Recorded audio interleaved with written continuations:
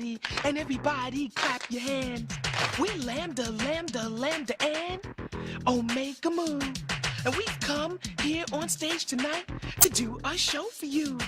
We got a rockin' rhythm and a high-tech sound that'll make you move your body down to the ground. We got Poindexter on the violin, and Lewis and Gilbert will be joining in. We got Booger Presley on the mean guitar, and a rap by little old me, Lamar. We got Takashi beating on his gong. The boys and the moves are clapping along.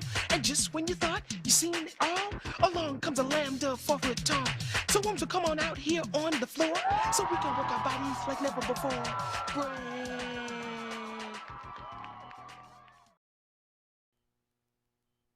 Keep threatening to change that intro, and I just don't.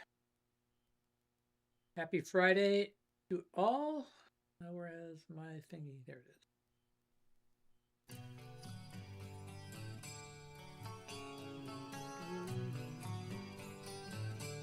I think the music is already on.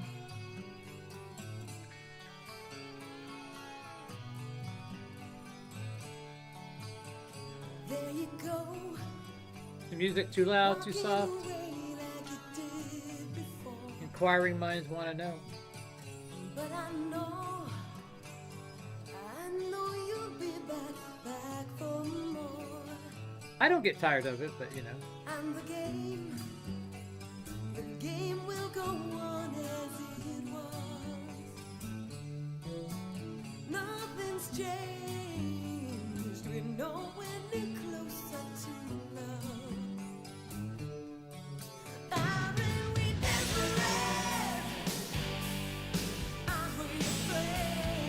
Give me a break.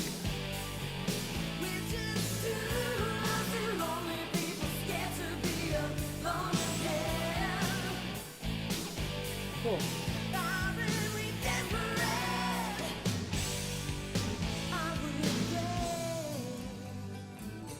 Having it work is a lot better than it not working. For those who are here for the electrical noise, I have an update later, so yeah.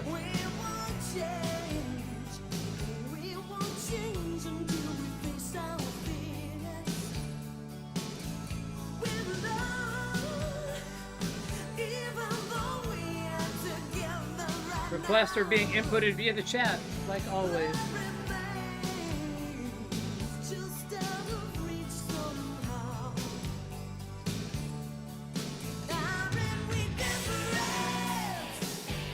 Because of abuse issues, the automated request system has been scrapped. You people aren't quite ready to be adults about that stuff, so hey.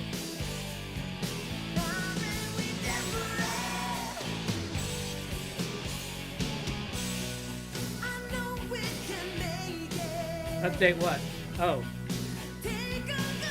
No, the noise problem, well, it's not solved. It's no longer... I no longer have noise, but I also don't have a grounded connection.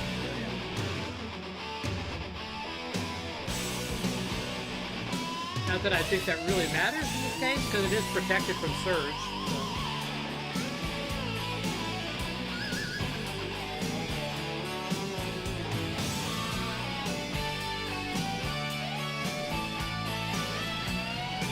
Well, you had your wish now. But that wasn't the issue. The issue was I kind of figured people wouldn't be able to, you know, just be cool about it. They had to like request like 20-minute songs and like try to do multiple from, you know, so yeah. I just said fuck it, it's not worth the hassle.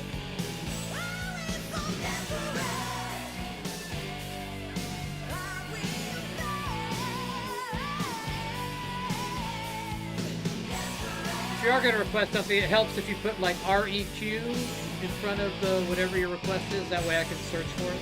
So sometimes things scroll, I don't see it, you know.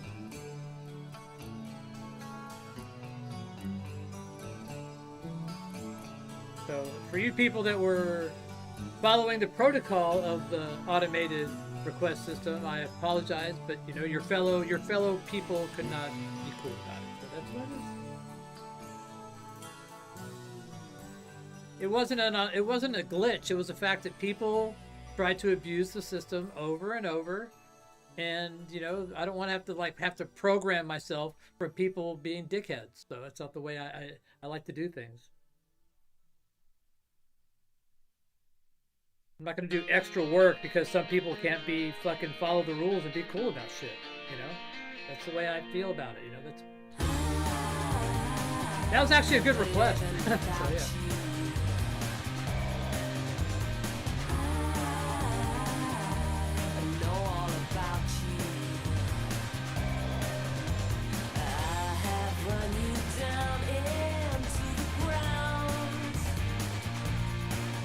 Anyway, on to a different subject.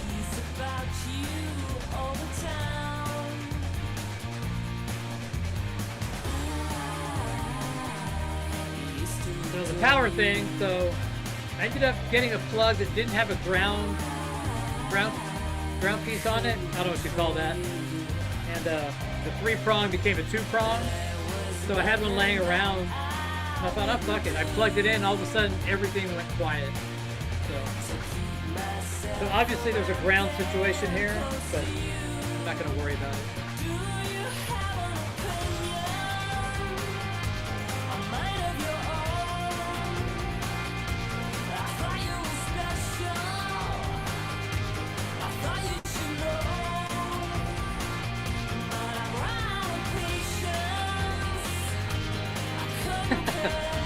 You could throw an E in between the R and the Q mark, that'd be great. But I get it. Because I can see your comment, so it's hard.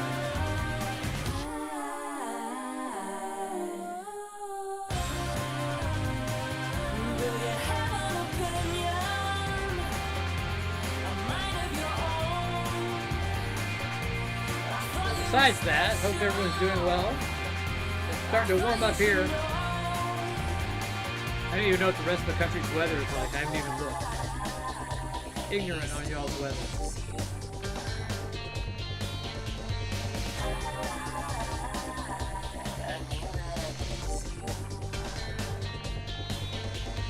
I haven't listened to this in a long time.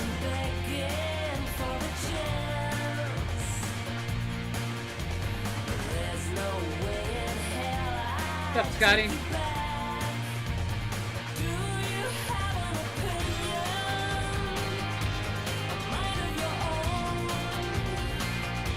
Does that sound right to y'all? Start getting.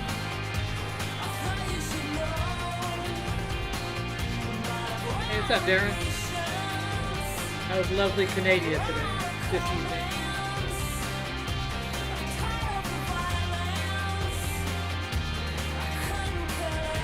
I think the Atlanta Vinyl Con is starting tomorrow. Anybody going to that? Any of our Georgia peeps going to the Vinyl Con? I think Steve's going.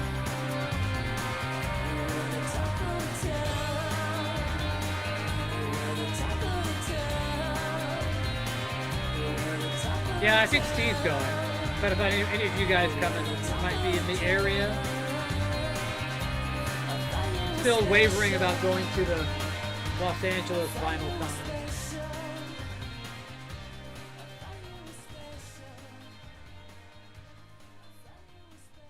Oh, see, I heard he's selling at Atlanta Vinyl Con. That's kind of a grifting kind of a endeavor, isn't it? Would you call that grifting?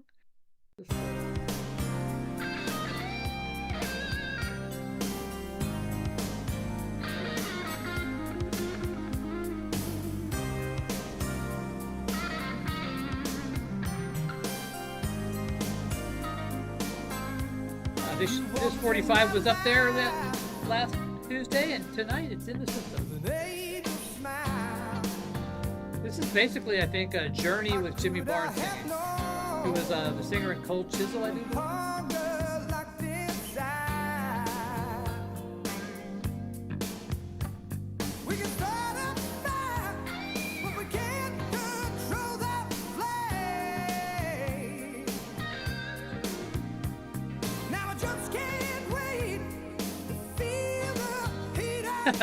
No, different one, man. Different one.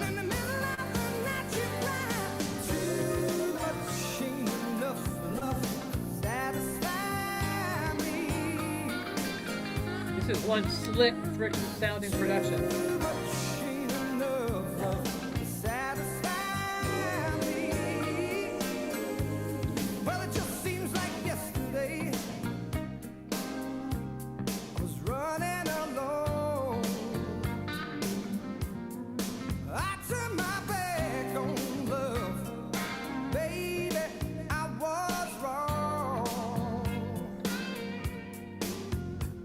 I'm going to be all by myself tonight. That would be interesting. Hey, Mike. I can't get enough when I'm lying by your side. And in the middle of the night I cry. Oh yeah, this is really glossy. It's like 3 coats of it, man.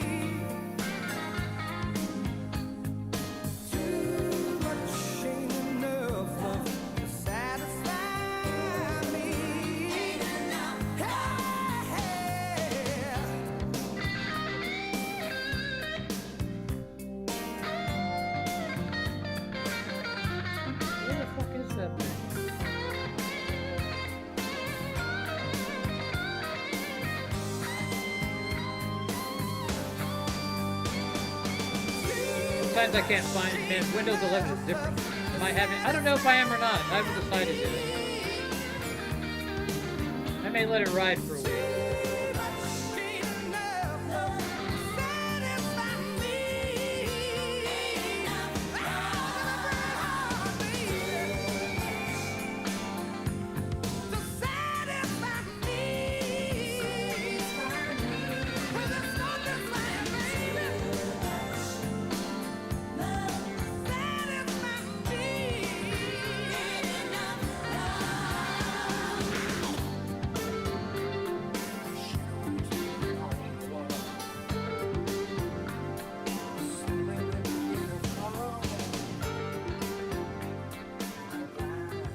So yeah, I'll figure it out by tomorrow. I guess I have to figure it out by tomorrow, but I've been busy with this whole noise thing and this new phono preamp.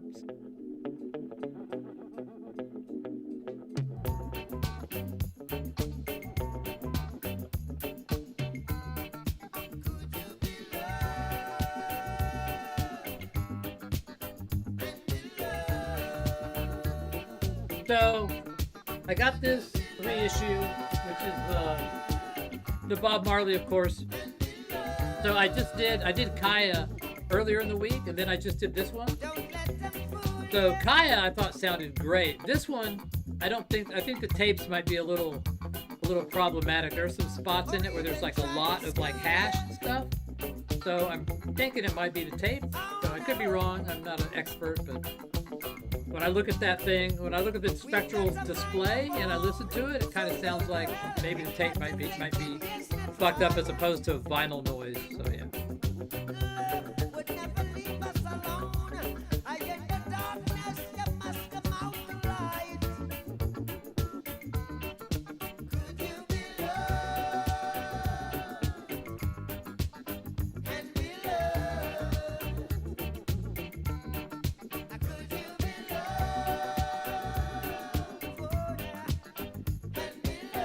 I thought it was going to be something cool, and I'm like going, that just sounds weird to me.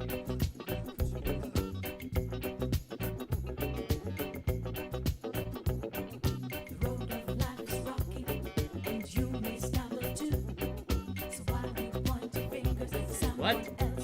I don't. What are you talking about? I don't. Can you rewrite that for me?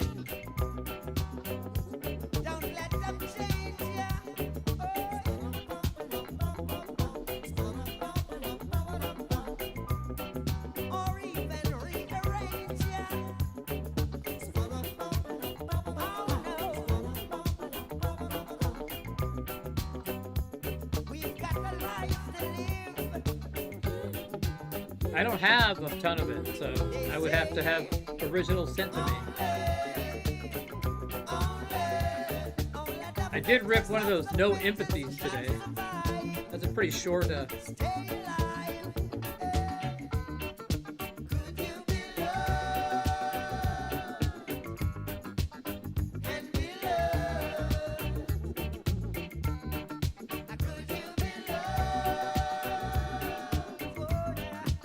Yeah, I don't think John Prine is like my kind of deal today. Friday's not a John Prine kind of a day.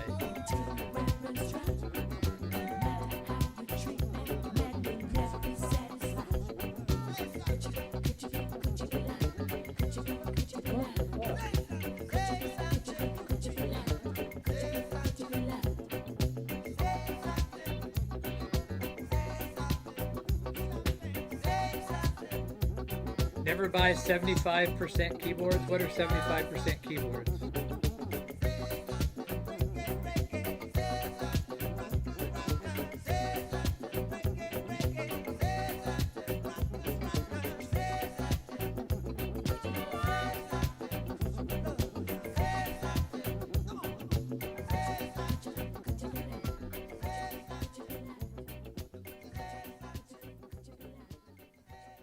Okay, so 75% keyboards are ones that don't have the number pad. Well, actually, my keyboard has the number pad integrated into it, so it's actually pretty small, though.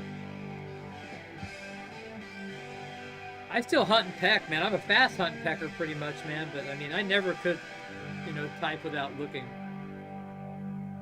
Somebody asked me about, the access. No, I haven't listened to those yet. But you know what? I bet they're the same fucking plates as the Doors Merino. I'm gonna have to look. I should have done my due diligence, but I didn't actually, to be honest, I didn't remember ordering it. So yeah. But I have a new one.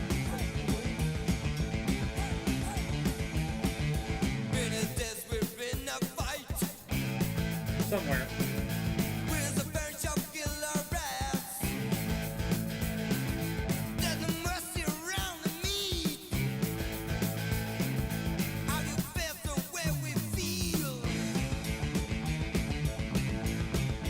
Well, I mean, AI is a broad subject.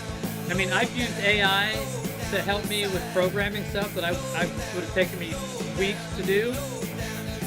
So on the one hand, I really appreciate AI for helping me do that, but on the other hand, I'm not a fan of having it displace art and musicians and stuff like that. So I think even though I can be hypocritical because even though I wouldn't hire somebody to do that, it has put like programmers out of work, but I mean, for what I use it for from a programming perspective, I wouldn't hire somebody, I just wouldn't fuck with it. So I'm not costing anybody a gig, but it's still kind of hypocritical. You can't pick and choose, I guess.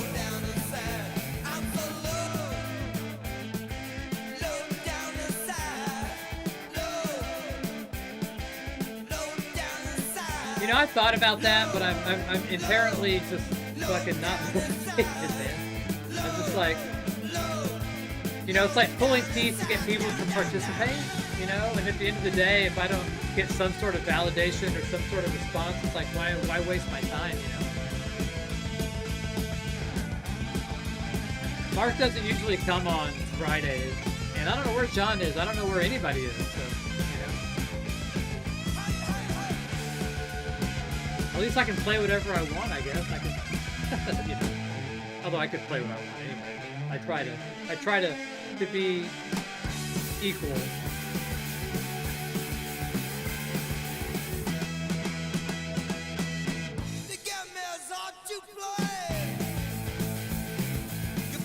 By me doing that, then the proverbial other people that do that shit will start saying, and this guy said that, so.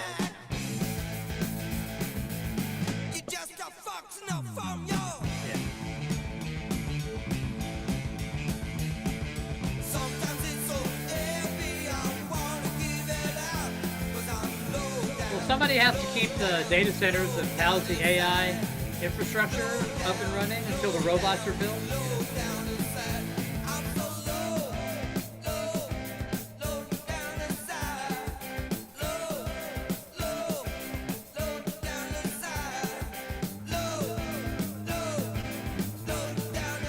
𝐶𝐚𝐫𝐫𝐲'𝐬. I think I played some of this a while back. I think people were split on the 𝐶𝐚𝐫𝐫𝐲'𝐬. I think I liked it, and some other people didn't. So.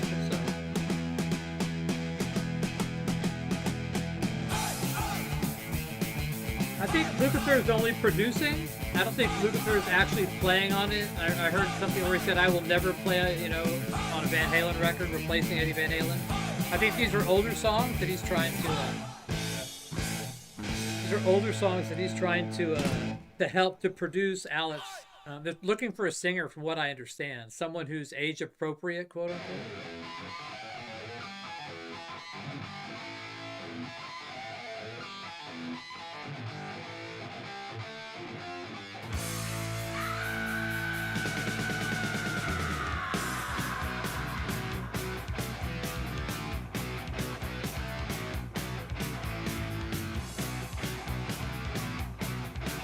So, I mean, I really like these headphones. I mean, they're comfortable.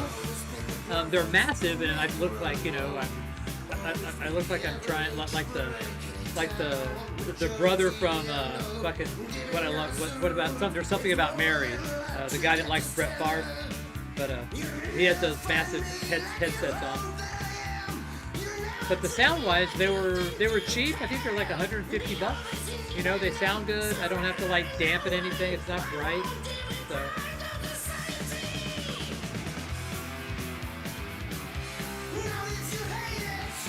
Yeah, I don't think. I think if I read correctly, 𝐿𝐿𝐼 said he's not playing on it. You know, so yeah.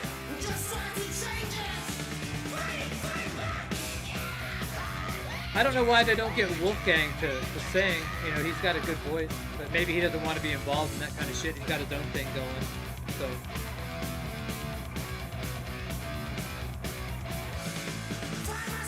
Probably another reason why he doesn't play any Van Halen stuff. So. They are using things from the vault. These are older songs, you know, pieces, I think.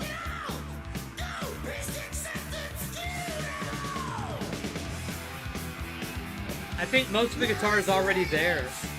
I mean, Wolfgang could do the guitar. Wolfgang plays just like his dad, sounds like his dad. Doesn't look like his dad, but I mean, playing-wise,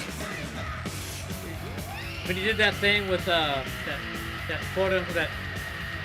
concert, I can't remember what it was for, but maybe it was for the fire victims. He played what, 2 songs with the guy from the Darkness.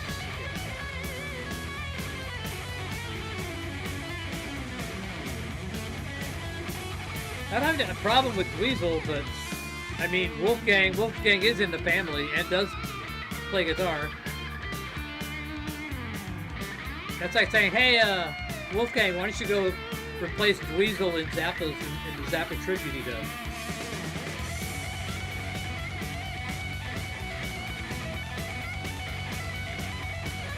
Apparently, Wolfgang's a much better drummer than he is a guitar player, in his own words.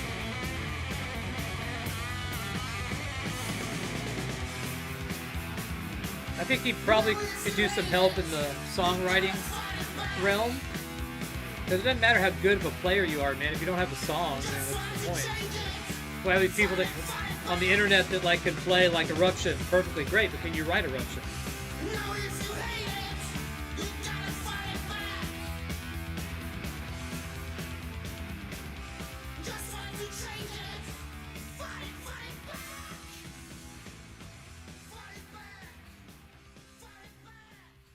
Why? Would you want Steven Wilson to remix? Or are you talking about the stuff they're getting from the vaults?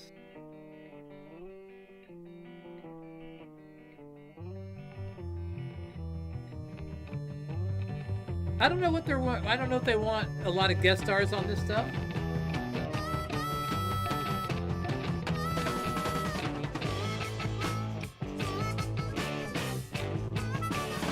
This is an interesting record. This is a reissue from like 2014. I think the originals go for like thousands of dollars. There's some UK band that got like an album on a 2-track in Norway in 1971. It's pretty funky.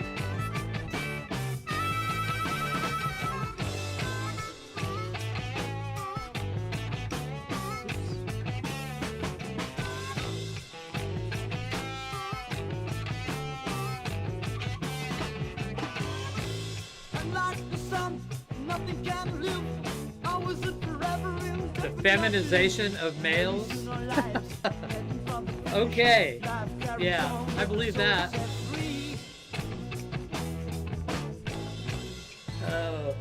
Is that even a word, feminization?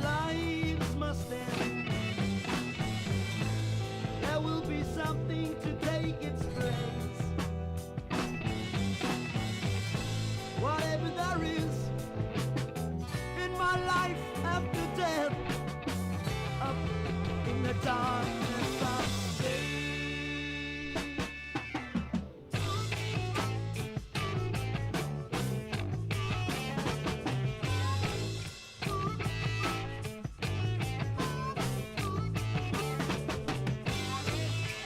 I wouldn't ask Rachel about if words exist, about anything.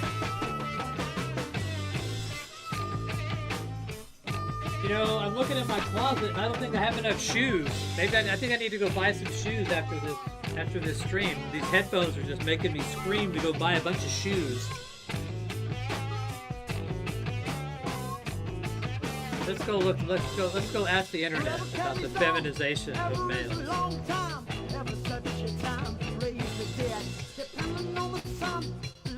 Oh, feminization is spelled with a Z, so it's okay.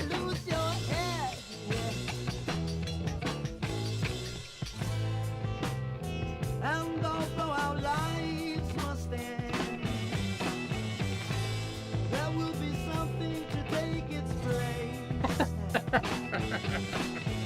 Oh my God. Oh my God, it can also lead to early onset puberty. Don't give your heads any Apple earbuds. Oh my God. That's too funny. What's up, Tim? Oh man. Learn something every day. The feminization of men.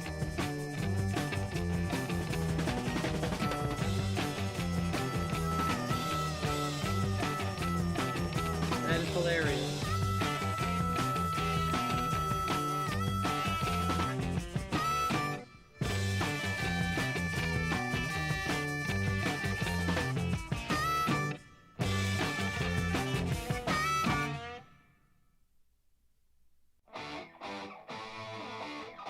You have to know what you're getting in for, so.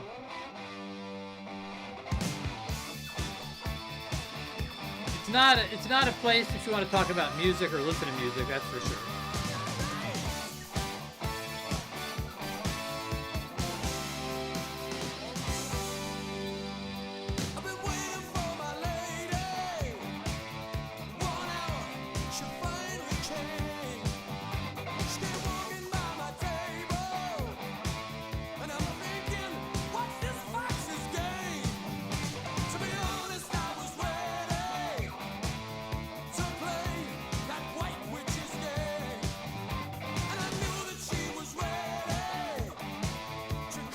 I don't have any problem with Rachel. I like Rachel a whole lot, you know.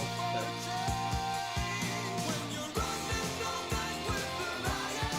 I just don't like some of the people she has on her stream, so let's put it that way. So I just kind of make myself scared.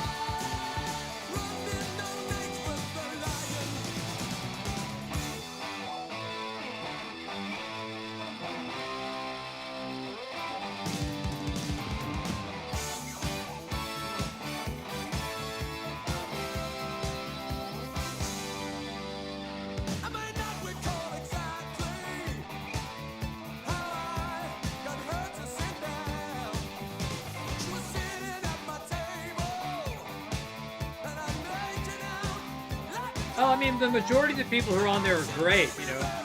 So there's just one or two people that and there's one in particular that I will not be on a stream with. I'm not going to be seen with him, whatever. I just can't do it.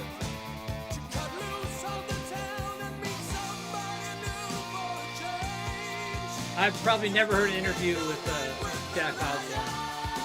What does he do other than be Ozzy's kid, you know? Is that his career, being Ozzy's kid?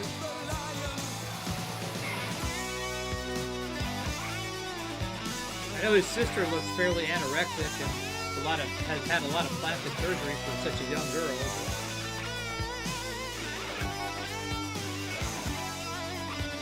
Maybe she's had too much feminization.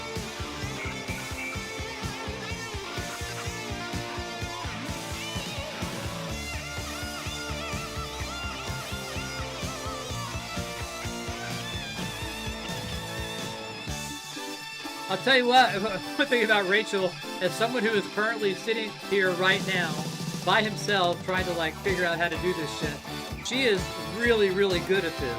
Really, really good. So it takes a special talent to be able to sit up here by yourself. Obviously a talent I don't have. Who has to just sit here and just roll with it, you know? So you can just produce topics out of thin air, like no problem. It's just like fucking roll, you know? Of course, she also is like quite comfortable just spouting out complete and utter bullshit just for effect, you know?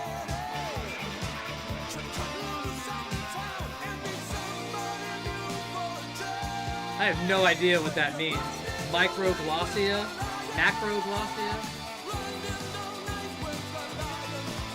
Is that macroglossia just where you have a wide palette of things to talk about, but none of them you can drill down into? Is that what that means?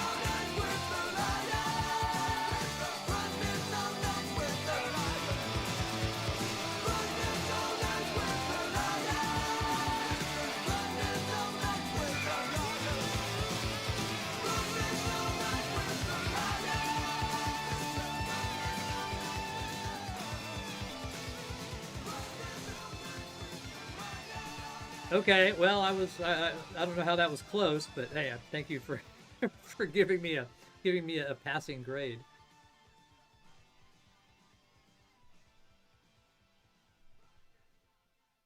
Oh, that was AOR Uriah Heep. This is for Tim, University of Vinyl. Tim, why don't you come up here and help me?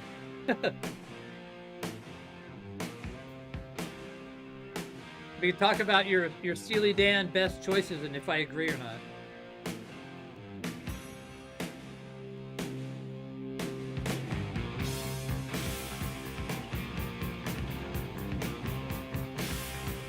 I still like this record, man. This record doesn't get as much love and appreciation as it should.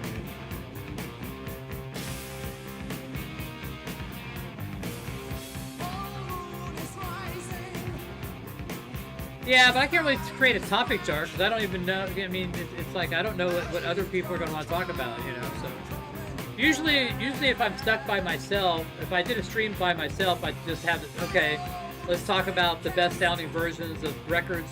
Throw me out some titles. We'll talk about them. We'll argue about them. That's the kind of stuff I do better at, not just like shooting the shit topic-wise, topic of the day. No, this is not Uriah Heep, but that album Abominog has probably 5 or 6 covers on it.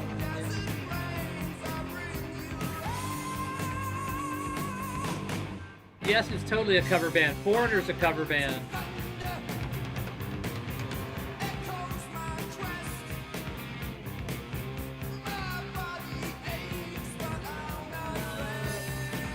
We're over there. I went to Half Price Books. And I did, you know, they always have one thing in the bins that they underpriced. Everything else is completely overpriced by like 3 to 4 times. There's always one thing, you know, there's always one thing that I find there. And this time I found a really nice OG German pressing of Tommy, so in beautiful shape. Yeah, that's a 1300G right there. That's my upstairs turntable. Yeah.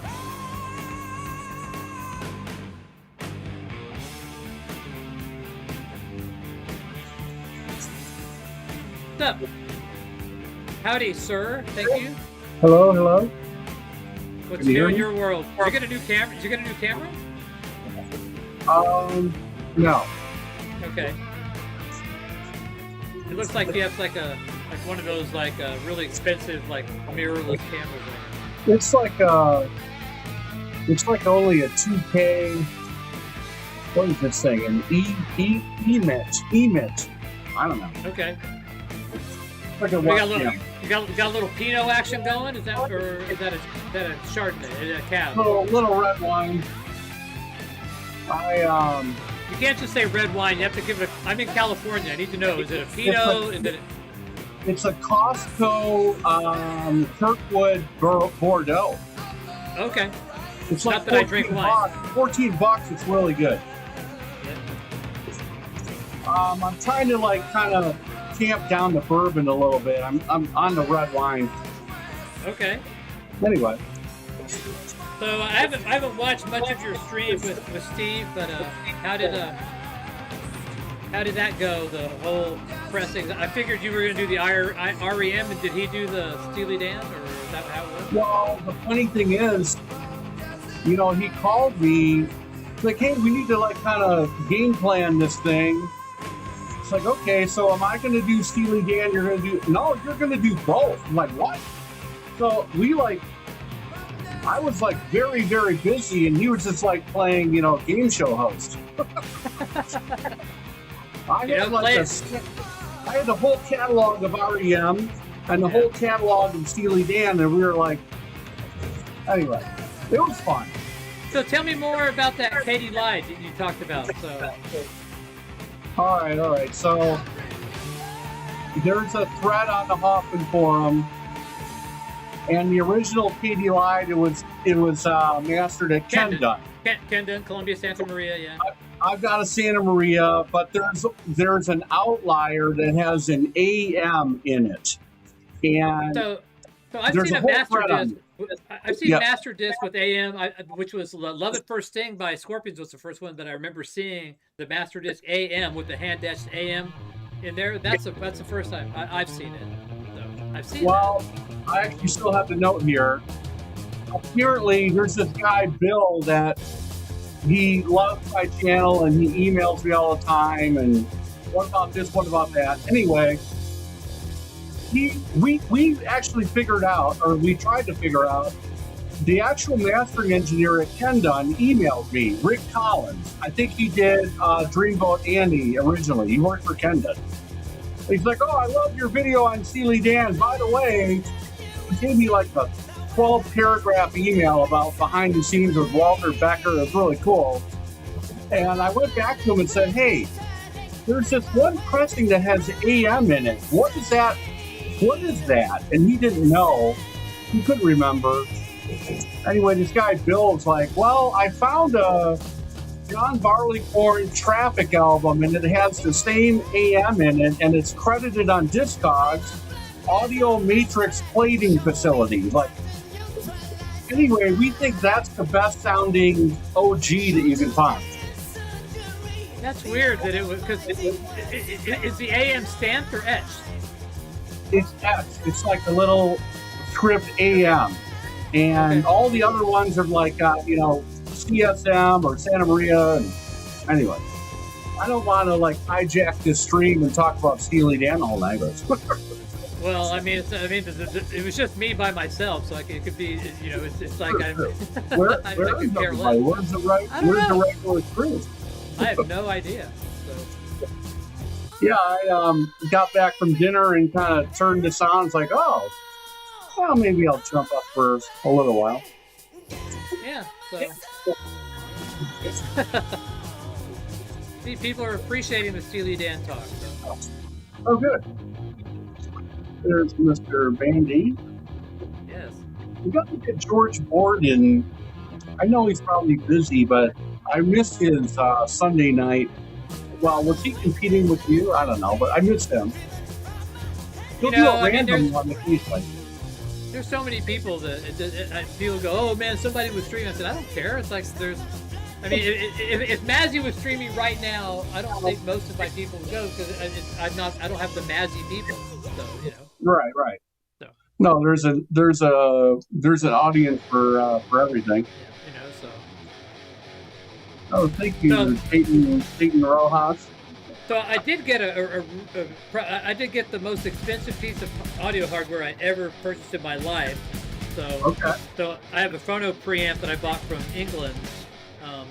This West frickin' 60 SE Pro, and this thing's like really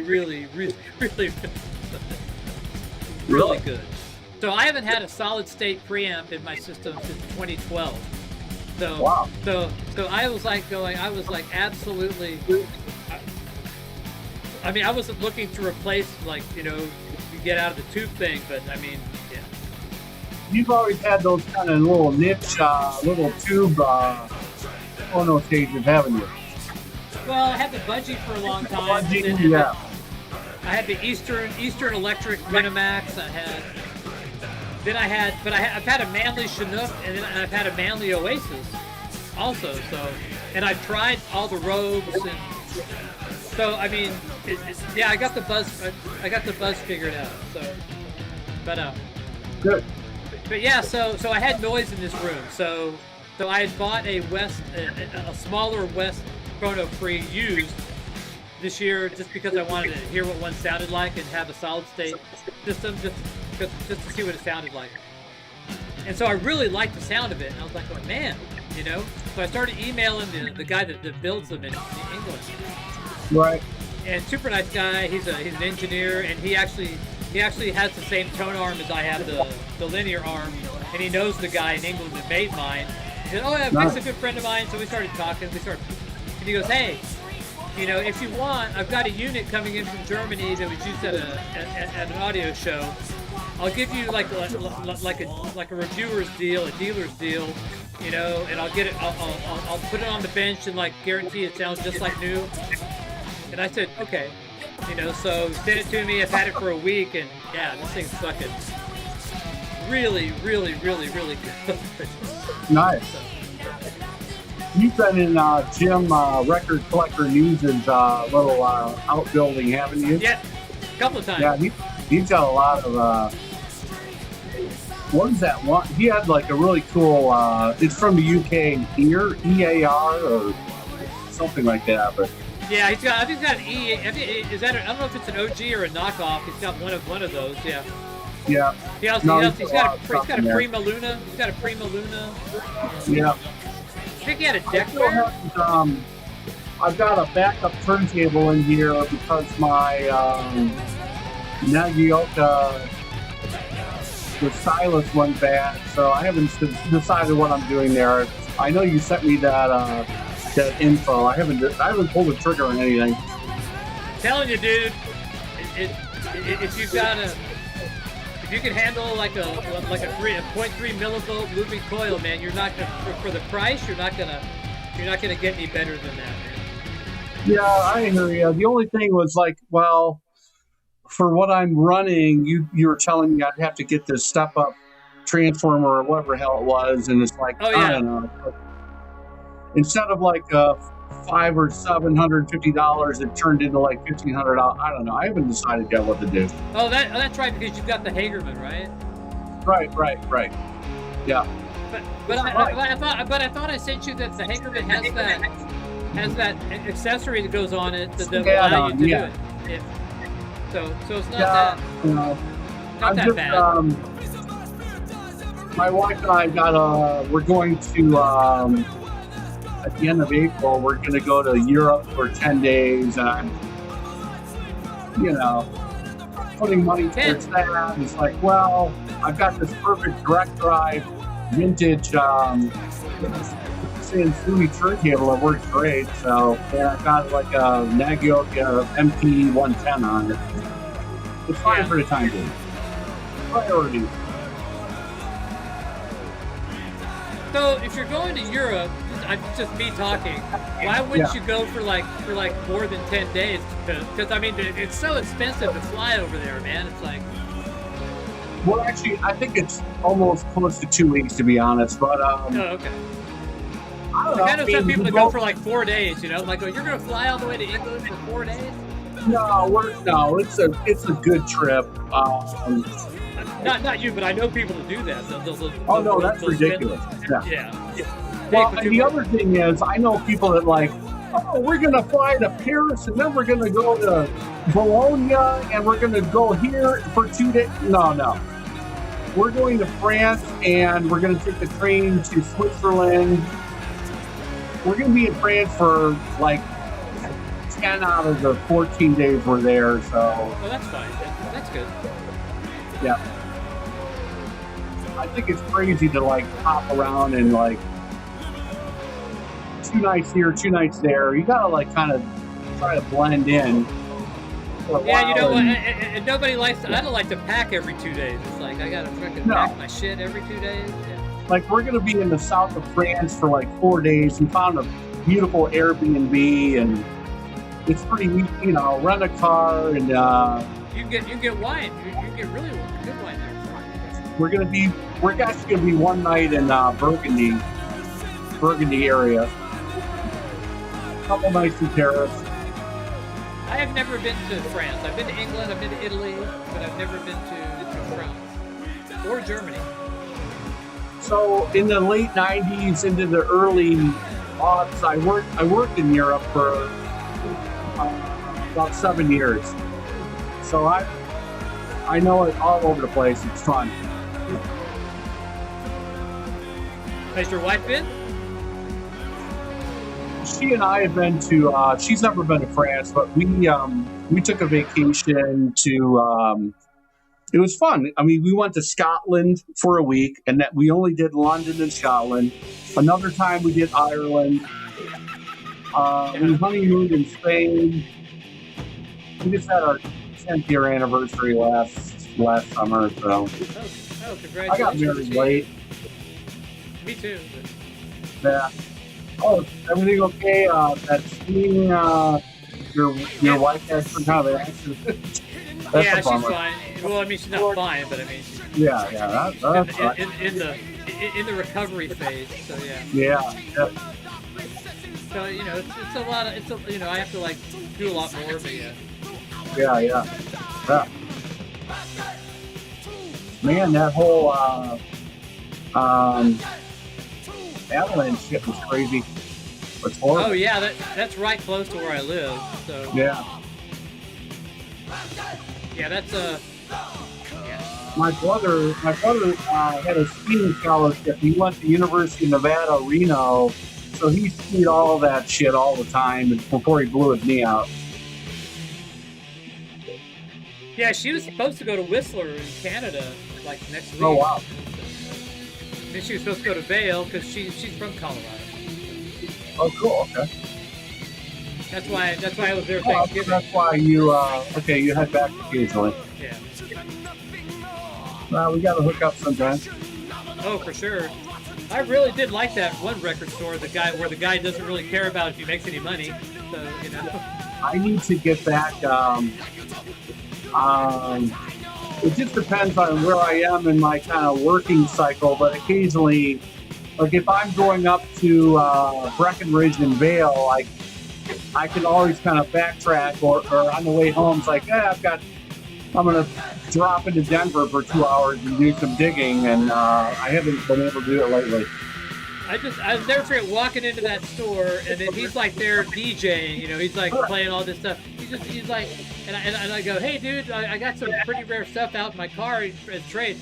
Going, nah, I think I'll pass. I don't have time right now. I'm like, oh dude, you're playing DJ at your record store. I'm like going, all right. He has no clue on like pressings, and I'm sure you had a good. I mean, you could have a good time in there.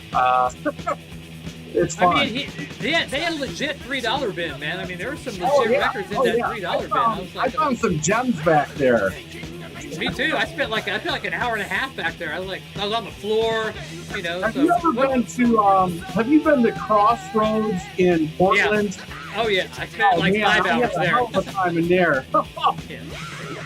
I bought like a stack that high, like the last time I was there. YX2s out of there for like $5. I'm like, what the fuck? Well, it's like 15 record stores in one. You know, it's like. It's crazy. You know, everybody's different. They all, as you know, they all have like new arrivals, jazz. It's like 10 little record stores. I love that place. I was there for like fucking 3.5 hours. Oh man. Yeah, I mean, I was like going, oh my god! I remember the first time I went, I was just like everywhere, just like that one place that's on the back wall, just like there. If you get the guy had like I was just like going bam, bam, bam, bam. I probably pulled 30 from his place alone, you know. Yeah. I mean, like, I was man. finding, you know, the first couple band albums with the RL, they were like dead mint for like $12. Like, hey, I'll take it. Yeah, it's crazy. And the guy who runs the place, he's like, you know, whatever, you know, he's like, he's like, doesn't give a shit at all, you know, does not care. It's funny because I was in Portland. God, I think it was last spring. My wife, you know, she did like some girlfriend trips. Like, fuck it, I'm gonna go do some record shopping. And anyway, I was in Portland for like 3 days, and the first day I was like Ubering everywhere. It's like, fuck, this is expensive.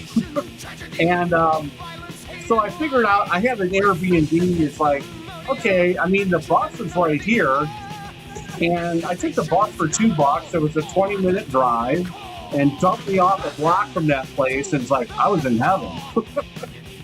Yeah, you can literally spend all day there, no problem. I mean, it was like, I had a good time there, and I went to like 4 or 5 other shops, but you know, they knew what they had, and you know, a curated record shop. You know what I mean?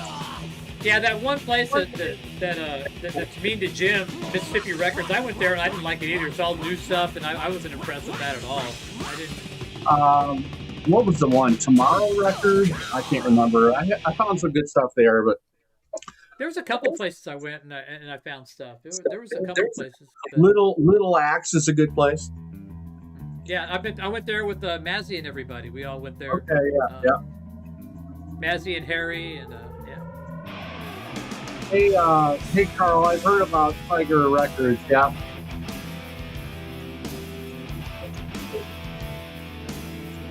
How far are you from Colorado Springs? It's a bit of a hike from here. You know, I'm an hour north of Denver, and then that's about another hour down to the Springs. So 2 hours.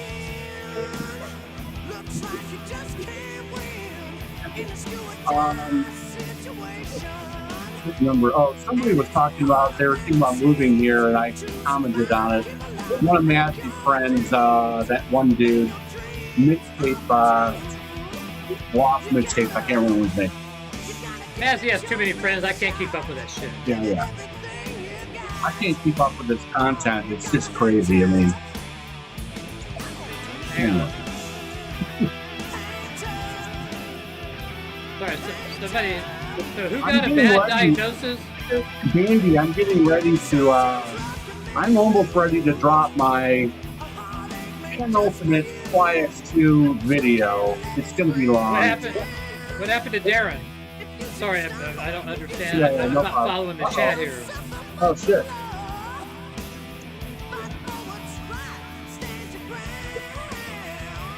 Somebody clue me in. I'm trying to scroll here. I don't see anything. Huh.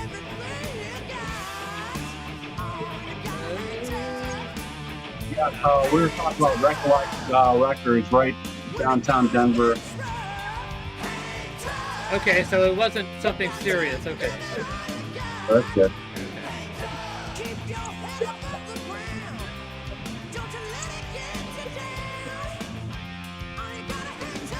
So what's the latest 𝐿X you've discovered for yourself? Kind of an obscure, like one of the only. We had a couple Earl Clue 𝐿X2s, but there's this other jazz record. I can't remember who it is now, but it's like, and I did some Googling on it. It's like, wow, this is like one of the only jazz 𝐿X2s that they released. So I'm missing like maybe 3, as far as I can ascertain. There's like no fucking master list. I'm trying to like do some searching on Discogs, and you can whittle it down, but Hey, Dr. A. I'm missing like 3 titles and I'm done. So do you have the Bryan Adams? Well, I'm talking about I actually saw that in the shop the other day. I didn't buy it, but I'm talking about the ones that only have the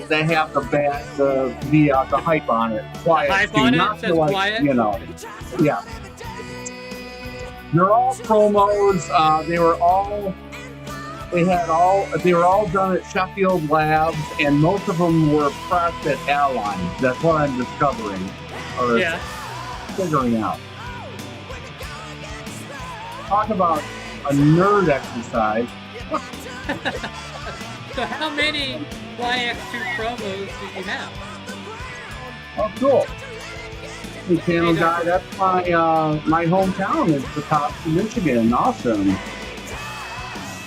Nice. I was just there over Christmas. Oh, does Darren have shingles? Is that what happened? I heard that's really crappy. Shit. I think I had a minor case of that over COVID. It's like on my torso. But I'm not sure. I've never had the shot. I'm just leery about taking preventative shots, man. I hear people have bad reactions to that shit. I've never had a fucking flu shot in my life. My wife does all of them. She like went and got the fucking shingles. I did the COVID shots. Oh, yeah, you had. Oh, this is a funky tune. Yeah, it is. So what was your favorite pressing of this one as opposed to Steve? Did Steve even have a favorite pressing of this, or did he just let you ride? Here's the deal with Pretzel Logic. You know, I actually I found a no, I didn't find a white label. No, wait a minute, did I? No, that was Royal Scam. Last weekend I found a white label promo of Royal Scam. I've got a Santa Maria of Pretzel Logic. It's fucking perfect in my opinion. And you know, apparently the UHPR was pumped up. I think I wasn't gonna buy that. Yeah, I've got a Dead Mint black ABC label Santa Maria Pretzel Logic. Yeah, so this was off the white label pro. So I think I've had all the white label promos at one time or another of Steely Dan. I still have not easy to find these days. And I have, and now my thing is to complete the 12-inch single Steely Dan collection. I think all I need is Here at the Western World. I think that's nice. Well, I put all this shit away from the other night. I thought I had my white label promo here, but I don't. So the quad of Pretzel Logic is pretty good too. So. But probably my favorite Steely Dan quad would be Countdown as well. Countdown is probably my favorite quad. I like Countdown quad. Here's a fun random record. This is one of the first records that Chris Bellman cut this. Anyway. Give to Me Baby, and of course on the flip side, Super Freak. Super Freak, yeah. Those aren't expensive records. I remember I bought one and thought, oh man, this is going to be worth some money, and it's like nope. I think I picked this up at Recollect Records for like $8 a couple years ago. I can see that happening there. So yeah. When I was there, I found he had an OG ZZ Top first album for $20. I was like, okay. I was in the shop and they had 2 copies of that. I didn't buy the Rhino Hi-Fi, and I've got like a scratched up OG, the London label. I'd like to have a clean copy of that. And anyway, they were both kind of beat up, the ones that I saw the other day. Yeah, it's hard to find that album where it's not been played to death or abused. They had a clean the 1980s Warner Brothers label, which I want the London. Yeah. Yeah, I don't like the cream color stuff. They redid all the early albums on that cream Warner label.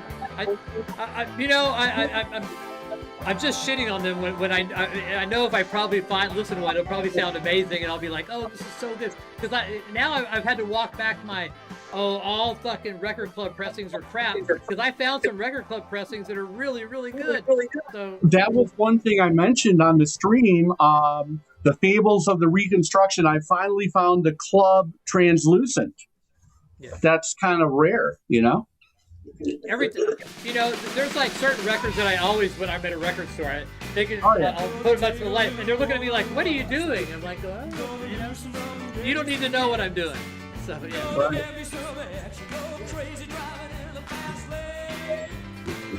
I did buy. Actually, I just got a notification today from you discover that that my Dreamboat Annie has shipped. So I have many pressings of Dreamboat Annie. So it's going to be interesting. It's one of my favorite records. So Yeah. I will be paying close attention to. This will be my first vinyl file record. The vinyl file? Is that what you're talking about?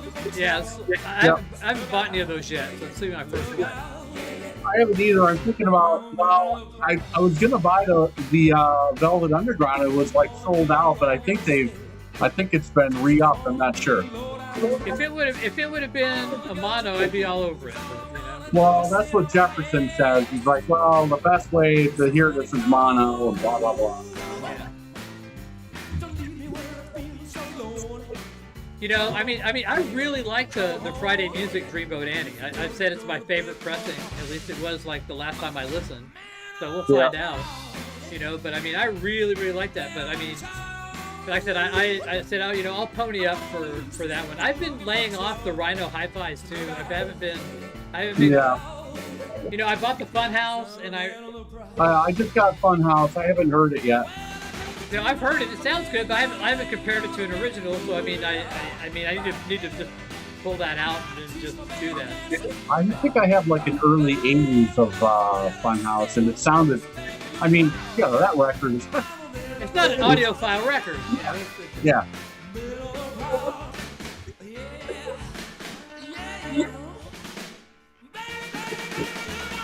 Apparently, they're going to be doing it's coming out soon. Steve Westman told me he had the test pressing on the way. Lionel Richie once. Oh man. That's an example of a record that does not need to be one step. There's so many out there, and they all sound good. They are. That's a great sounding record. That's a phenomenal sounding record. Steve Lukather's all over that record. And it's $5 all day long. $5, it better be sealed. So yeah. All right. Yeah, that's an inexpensive record all day long. Oh yeah. Not everything Kevin Gray does is gold, though. So it's just... He likes his upper mids and high end. That's his thing. Yeah. And it sounds good right out. It's kind of like the old MoFis. Like the '80s MoFis.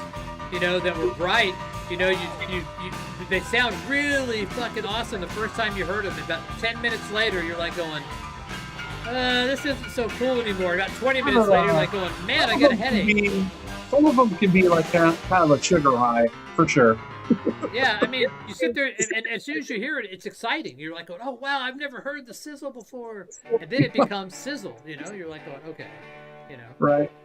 Of course, there are exceptions to every rule, I try not to put a blanket, statement on it, but overall,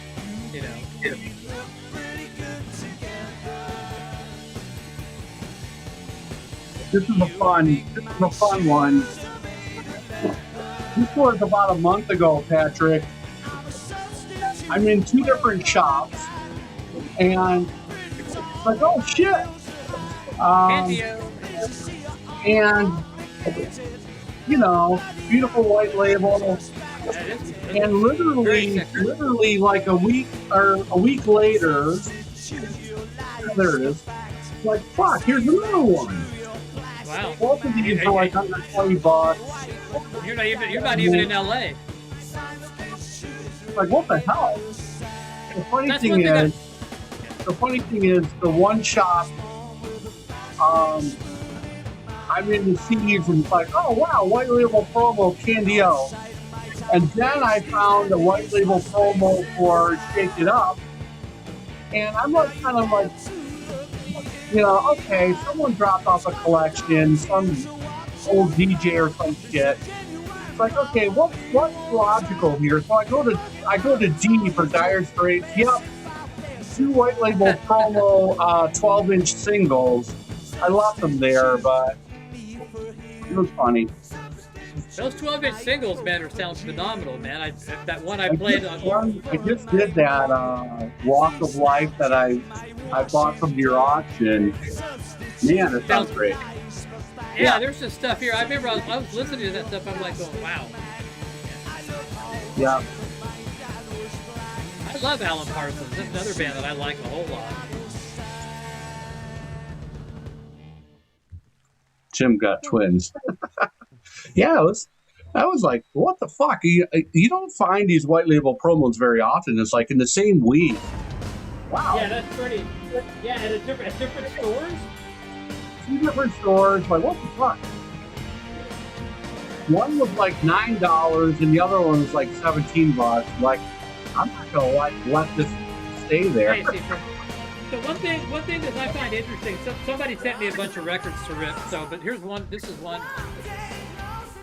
This is a test pressing of a. I think it's like a Jealous Lover by Rainbow, but it's on Audio Fidelity. It never came out. Huh. Of course, it's on Rainbow, unfortunately, but. That's weird. Yeah, actually, I have a couple of these, so you know, it never came out, but they pressed it, mastered it, all that good shit. That happened more times than you think. So hold on, we're talking about promos. So yeah, here it is. This one, if you're a metal guy, this is like a holy grail. So this is no shit. White label promo of Master of Puppets. This is not a gray. That's a white label promo. Okay, we're promotional copy. Someone sent it to me. This guy it's probably like the third time I've had this at my house. Okay. So every time I change equipment, he sends me the records again to record. Now, there's some records I've had here in my closet from this guy overseas that I've had for 10 years. Literally, because he's like going, dude, you're gonna change your hardware again. Just keep them there, and then just, you know, I said, all right, and it's happened again. He sent me an email like, oh, it happened again. I'm like, oh, yeah, okay. Nice. Yeah.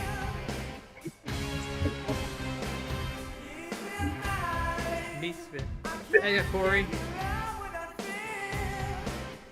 So you showed that Electra label, and so to me, like that Electra label, white label promo doesn't really wow me, but that one you showed with the big E, you know, that to me looked cool. There are certain labels, you know, that yeah, that just, you know, like I remember the first time I saw a Yellow and Black Parlophone Beatles album.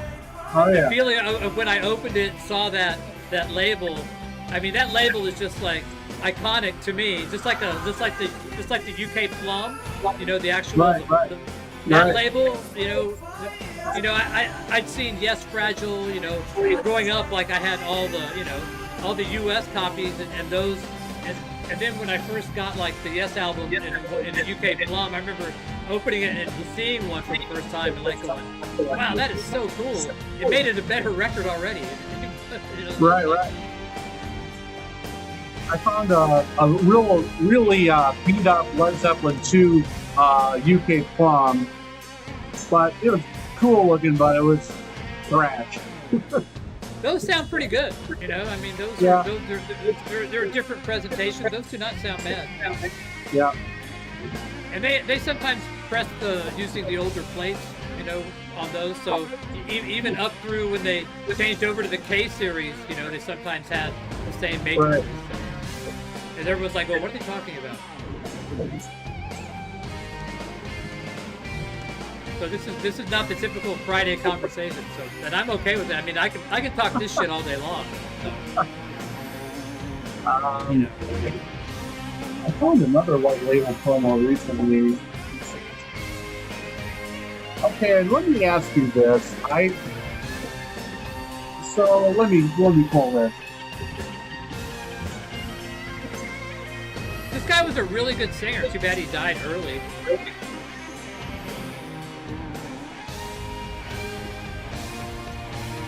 This is not everyone's favorite Dylan album. But Which one is that? That's what is it? Saved? Is that Saved? Yeah, Saved. cool Actually, cover though. this is a. I think they did this at Muscle Shoals, but I found another white label here last Ah, week. nice. $9. I mean, Yeah, you can't leave those okay, around. but my original question to you, Patrick, and I know you've done some Zeppelin stuff, videos. Are you going to show your white label promo RL you got No, for $10? I got a US specialty pressing, Yeah. and it sounds kind of veiled. Okay, it probably needs a little more volume, but what's the way to go here? Do I need a UK or what the hell? So is it an SF? Is it an FT? Is it a so All I know, I think it's a specialty pressing. It's a US original. I none actually of don't those- have the records in front of me. I don't think any of them sound Yeah. particularly great because they were recorded in like so many different studios and kind of cobbled together. So Right. I've never. Well, we could. What's your favorite song on that record? We could find out right now if you want. You know what? It's kind of it kind of like sent me into like a melancholy mood. But what is the song? In the Light, man. In the Light, okay. But it's a powerful tune. I've got UKs, I've got US, I've got classic. So, Okay. all right. So after this song, because somebody requested it. I mean, this is a fucking powerful album. I mean, in my time of dying, that's like crazy. Cashmere, shit. Everybody knows Cashmere. Yeah. We'll do In the Light. It'll be fine. It won't now. This won't be What is that? That's almost 9 minutes. Yeah, but I'm not going to play the whole thing. I'll just like we'll just play the first minute or two of each one, and they're not going to be scientifically level matched, because I don't have time to go fucking put them through the VU meter, but we'll get them close. So. Let me get the vinyl. I'll tell you exactly what it is I have. Okay. Well, yeah.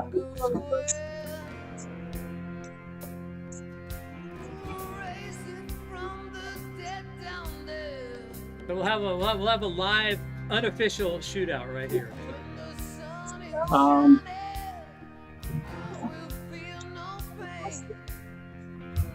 Okay, this has got FT in the dead wax. Okay, You well, mentioned that? check. You have to check all four sides because sometimes sometimes there's not. So yeah. I know it's a George Piros, I believe.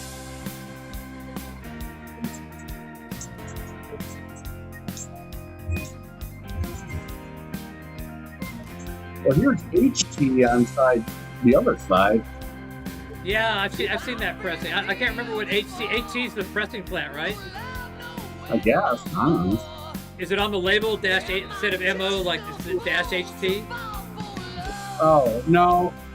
The label's got -SP for specialty. Okay, all right, so they're all specialty. Okay. Yep. I mean, it sounds okay, but I bet the UK is better, I would say, I don't know. But like you say, this is kind of a cobbled together record, double record.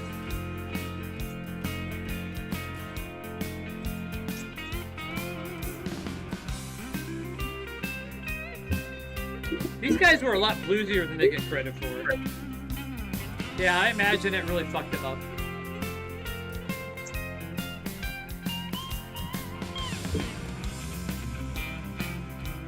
This stuff is fun. Tom Scott. Oh yeah.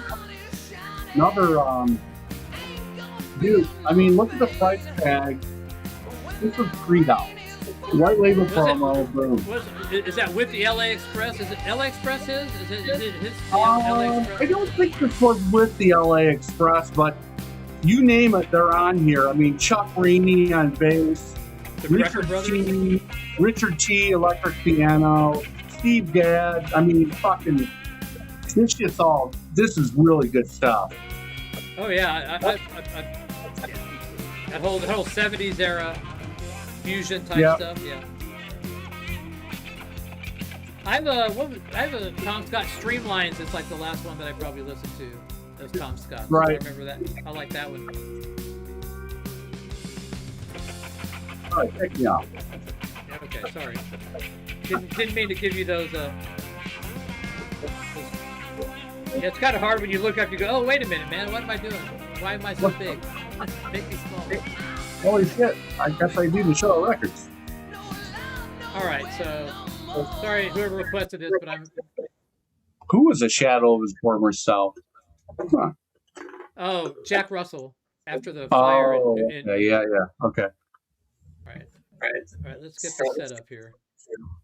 Here's In the Light, version 1. Okay, which one is this? Well, hold on. I'm getting them all in here, so hang on. All right, cool. This is great. So then the UK, which system do I want to put this in? The UK. Not your use the. typical Friday night, ladies and gentlemen. Yes. Who knew you were going to get a? I haven't hopped up on here in several months. All right, so here we go. Let's see how this sounds is. All right. Okay. Trying to get I'm trying to get a feel for the volume. Hold on. Right. That's pretty close. All right, I think we're okay. All right, so we'll start with the classic. Okay. Is this Bellman or Bernie or? I can't remember, to be honest with you. Yeah. I think it's probably Bernie, I would assume. Yeah. At this date and time.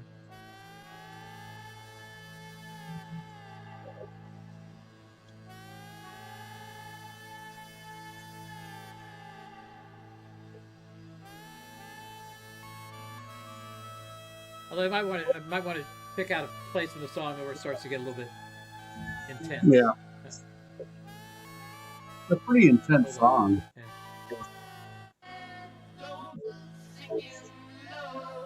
All right, well, this way we'll do right about the 2-minute mark. Yeah.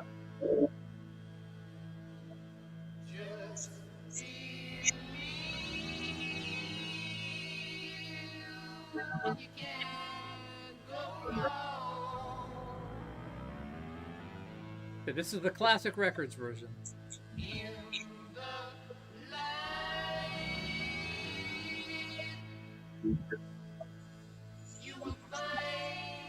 If I remember correctly, the classic of this is like one of the better ones. Okay.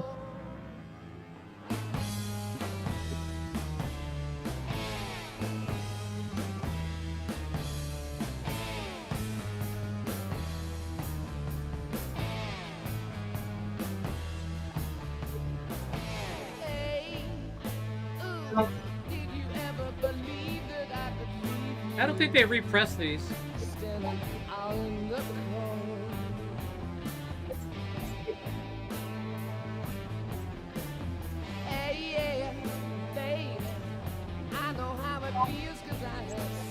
Okay, now we're going to do the U.S. Sam Feldman at the 2-minute mark. Okay. There we go.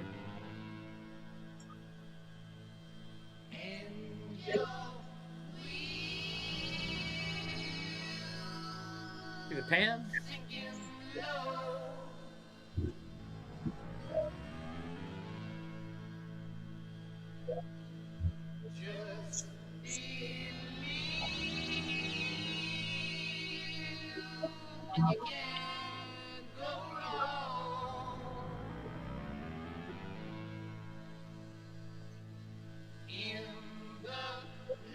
Yeah, I think Bernie was cutting these back then. Bernie, like I know the guy, yeah. Right. Yeah, Bernie. Yeah, me and Bern, he was hanging out, yeah, cutting these, yeah. Yeah, like I have any idea. Like Bernie Grumman knows who the fuck I am.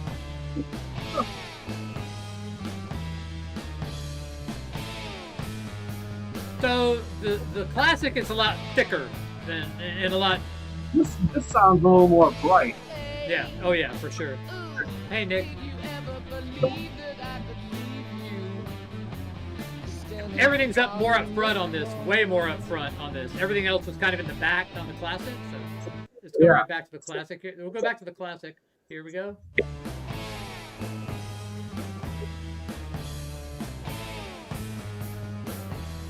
See, it's thicker, definitely a thicker sound for me. So now we'll go to the UK. Okay, cool.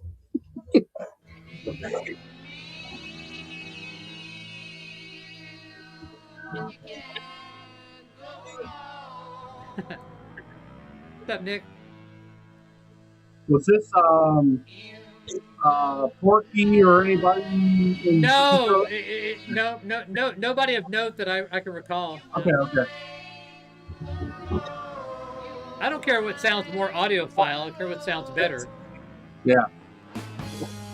You know, it's not a crime to want the best sounding version of music you love. It's not a bad thing, you know?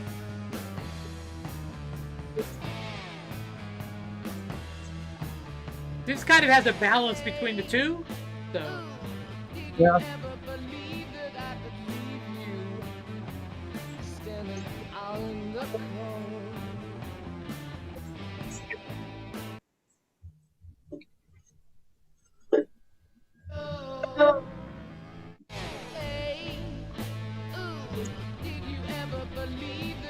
See, the vocals are way more up front on the US than both of the other ones, the UK or the classic, at least to me.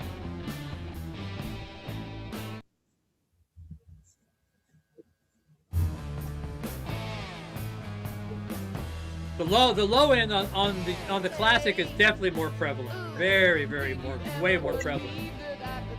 And this was recorded, ooh man, maybe 2010. So yeah, this is like a really early recording. So. I know how it feels 'cause I have slipped through to the very depths of my soul. You know, you can get an idea even through YouTube of the tone and the, you know. Oh, baby, I just wanna I don't know. I might be tempted to look at a classic front. This has more highs for sure. The US definitely has more highs than the other two. Yeah. Now, if I was going to be like really scientific, I would have the same pressing, record it right now, you know, and then take the next one, record that one there, which I can do if I have the albums. But yeah, right. So that was interesting. So just that wasn't scientific, but to me, I could get a feel for the classic. It's very thick. Very almost not muddy, but almost muddy, and the U.S. is a little thin in places, but also has more high end. And the UK to me seems like a nice mix between the two. Pretty balanced, yeah. So All right, classic's gonna run you. Classic's gonna run you like $500, you know. So, really? Holy shit! Yeah. Wow. I was thinking like 200. Wow. You might be able to. I mean, I haven't looked at one in forever, so. Yeah, man. You know, so. Yeah, I mean, I'm sure there's multiple copies of UKs that you know. So this was I picked up this 45 in New Zealand just because it was called the Flamin' Werepigs, and the cover art was like, oh yeah, I got to get this. Do I have this art? It kind of sounds like the Misfits. Misfits meets Iggy Pop, you know? Yeah.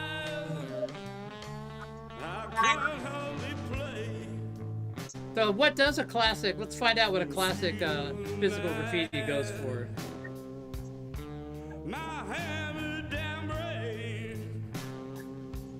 All right, Physical Graffiti. 2005 medium price will cost you $417. The 2000 will only cost you $337 medium value. So. And what was the like MSRP on those? Like fucking $45? Somewhere around there, yeah. Oh my god. Crazy.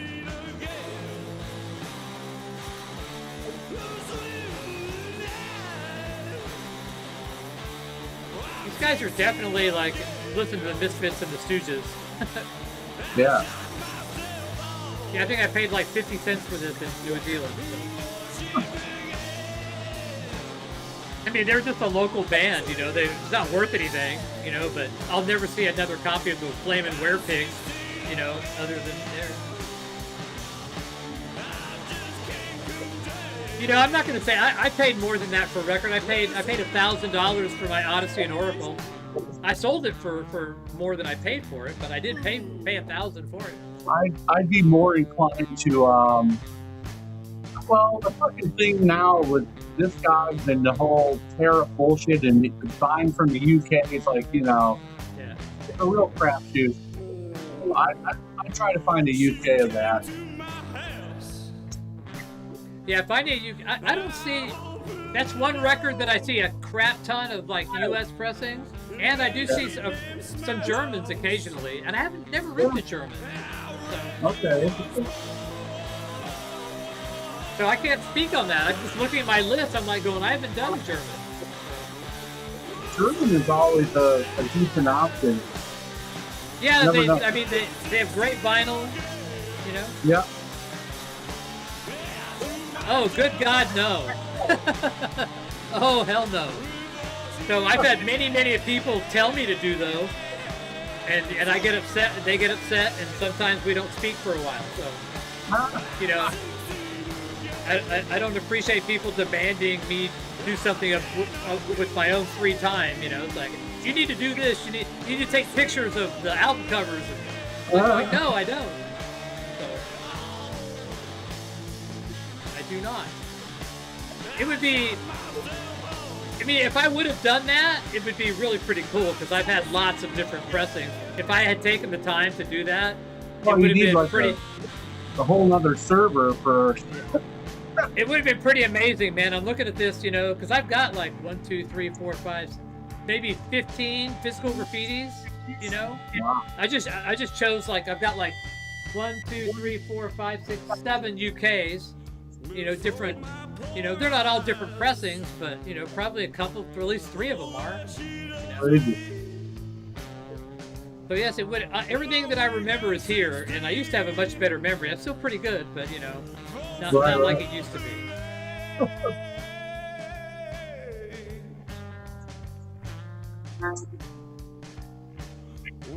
See, this is where a producer should have said, you know what, guys, let's wrap this song up. You know, let's, you know, we've said what we need to say. Let's just kind of like move on to the next one.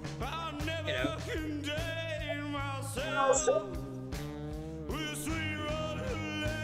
It's hard though to get that stuff shipped though. I mean, because it costs, you know, the whole tariff shit. It's like, yeah.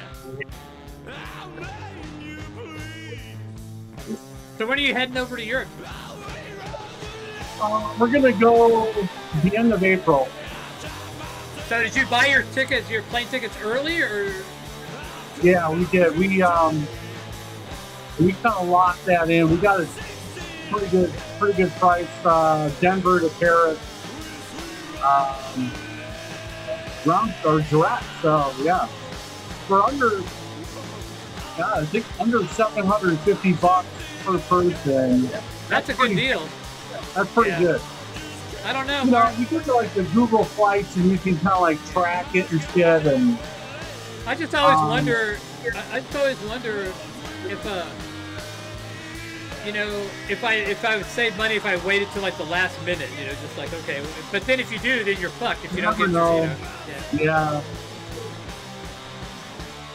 I don't need a producer. I just need a talent. I don't need a producer. I need a talent wrangler. I need somebody to go round up. Apparently, people to come be on the street with me, or I'm just stuck with myself. If I would have known it was just going to be me, I would have set up like a bunch of shootouts for John Bandy. I would have level matched some shit and go, all right, let's do this, man. You know, I would have done Funhouse. I could have done like Kaya. We could have done all sorts of stuff. If I would have known I was going to get stood up, except for my very, very, very good friend Tim here, who decided to be a nice guy and come over.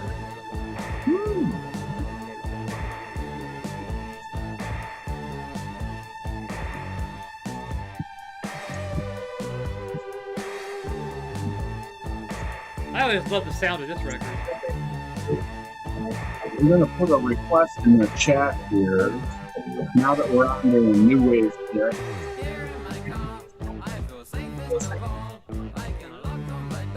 What the hell is touch, peel, and stand?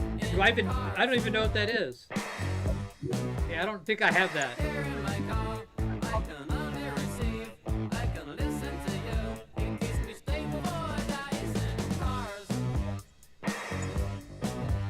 What is Days of the New? And what is...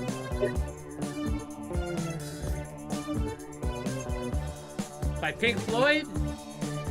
What?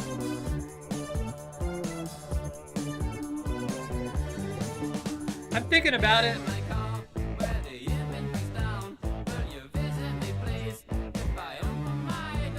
When is that? Is that next month in LA? Yeah. What the hell is touch, peel, and stand? Days of the New. I have no idea what the fuck that is. Sounds dirty. What's the name of the band? Do I have it? Go look. If I have it, you can go look.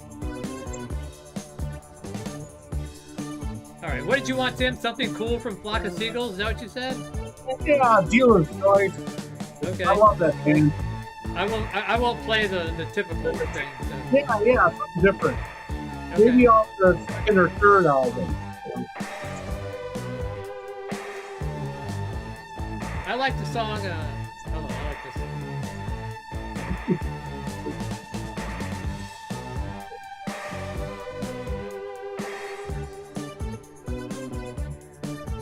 I don't have Days of the New. Why would you ask for something I don't have? Go right here and you can find what I do have. Oh, crap. There, go look there before you ask. I was like going, what the hell is repeat?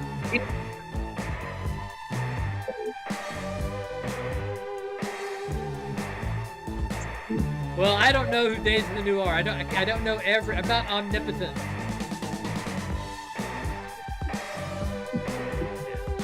Days of the New are not, they're so new to me that I have no idea who they are. Sure.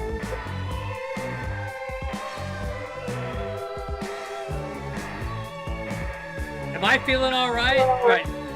Make it really simple. Say, request, feeling all right. By what band? I mean, that makes it really easy for me.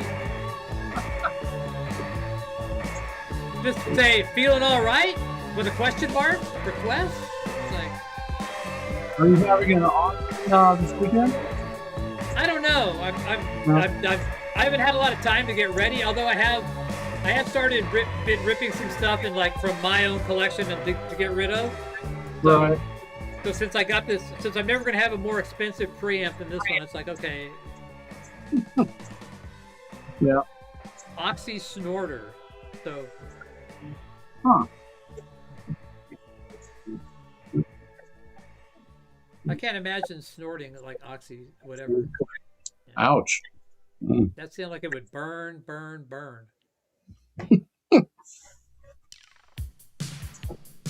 There you go. Oh yeah, I love Good this job, one. Dorky. Good one. Yeah.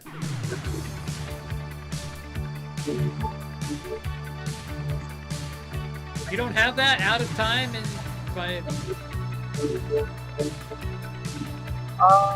Yeah, I only have the CD right now.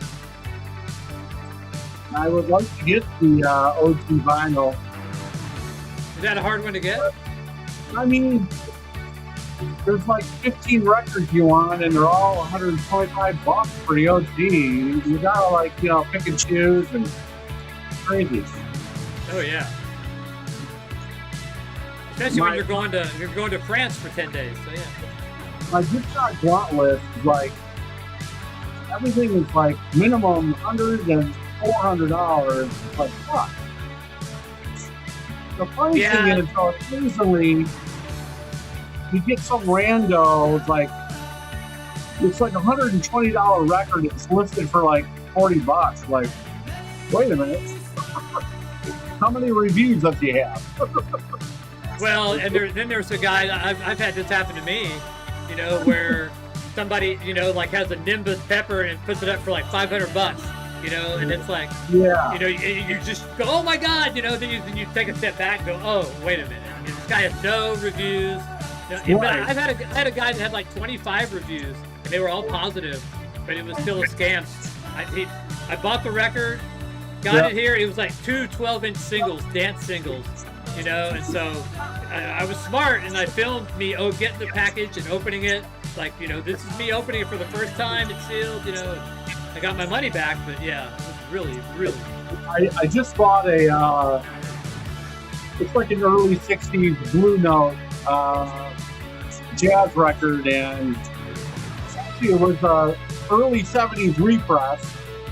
And that year there was an RVG pressing, and there was one with no RVG. He had it advertised as the RVG. Got the thing. It's like, hey, dude, I'm gonna have to send this back. You know, this is kind of an important deal. There's no Rudy Van Gelder stamp. Oh, it's fine. You know, but actually, I put it on Cerny, but it sounded fucking great. And how about giving me like a credit? You know, the media on this is XYZ compared to the RVP. No, I'm gonna send you here's a prepaid label. Okay, fine. Fuck you. I mailed it back the next day, printed it out, and we're like 10 days in. It's like, oh, there's something wrong with PayPal. It won't let me refund your order. Thank you for shipping it back quickly. It's like, I'm about ready to, like, I don't know, pull a hammer on this asshole. I would. I'd file a PayPal dispute right now and say, hey, yeah, you know, you wanted that thing shipped back immediately, so here you go. I want to get my I money mean, back. it's fucking a $39 record, but it's bullshit. Yeah, I've got a skip on a record I got to tell the guy about. I'm like going, yeah, you know, sorry about this. The skip's a deal breaker for me. I've had people like go, but it's a rare record. Like, well, I don't care how rare it is. You advertised it as being the pressing with the RVG and the dead wax, and I'm sorry, I'm sending it back. That's not the one I wanted, you know? Right.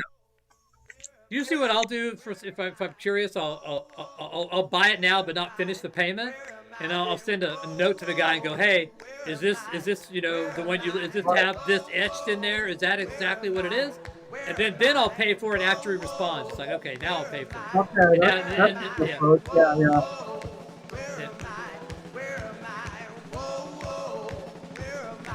Because you never know, you know. A lot of people when they're selling, they just choose one pressing. They don't even, you know, they don't even know what it is. You know, I got tired of getting so much shit over. I've done it on the Quiet 2 thing too. And it's like, you get the thing that's like, dude, it's like, where's the hype sticker?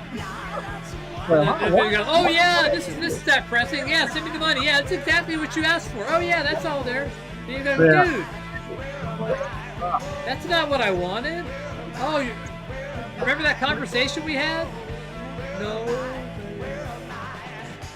But then again, you know, conversely, those are the people that I want to buy from. Those that don't know what they have, don't understand. So conversely, you know, if I'm at a record show and I'm looking through and I see somebody who has like Monarch, Columbia Santa Maria, Robert Ludwig, I'm like going, all right, I may look at your stuff, but later I'm gonna go find the guy that has like a tub.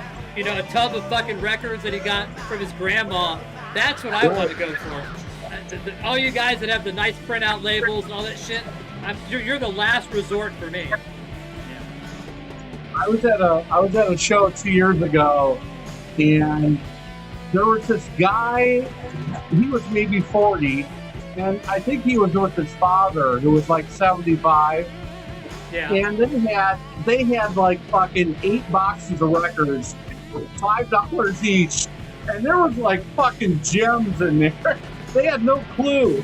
Yeah. There's a guy every sale. He's always in the same spot, man, and he always has like 3-4 boxes of records underneath his table, of just stone cold. I mean, that's where I found the UK fucking Aqualung near mint for like $1. I was like, I bring my stool that I can undo. And he's the first place I go to. Everybody else is going to these guys with like, you know, OG Neverminds for $500. They're all looking at. I'm like going, I'm right to that guy every single time, man. Boom. Oh, it's so funny. Oh man.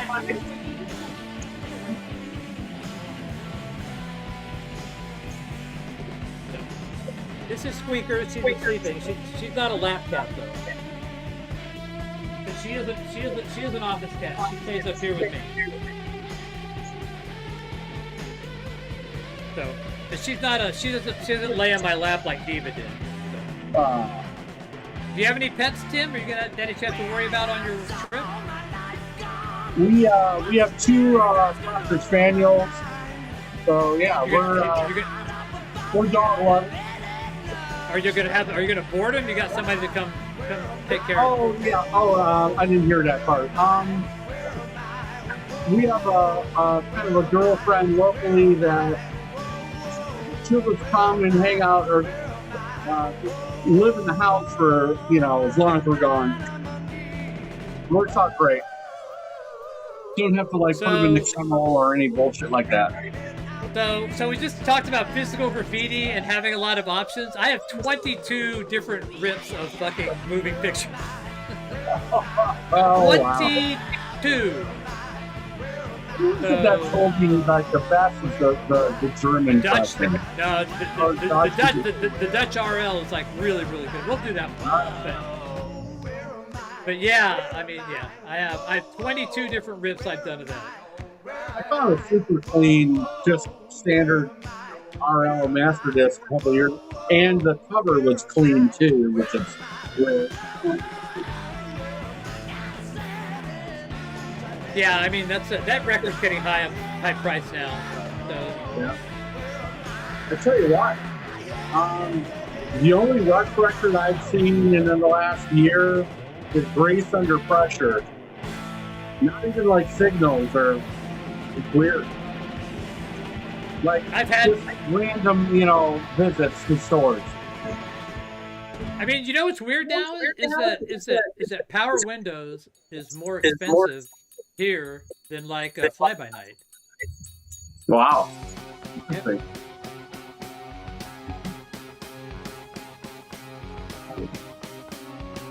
I don't have that. I don't know if I still have mine, but I have a guy that sends me his Dutch RL all the time. I need to reach out to him and send it one more time. So yeah. Nice. Yeah, make me a note. I need to look for another one for us to use.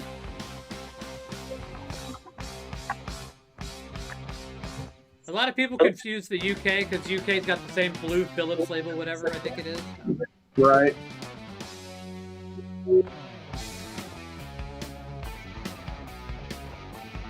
Got a beautiful anthem, raised cut Canadian anthem, Permanent Waves. Did it have the Dewey elected, or is it airbrushed out on the girl's panties? Oh no, it's got all that. Yeah.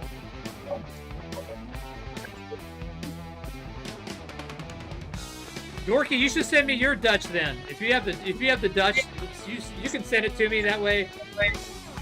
Next time you send me shit, so just throw that in there.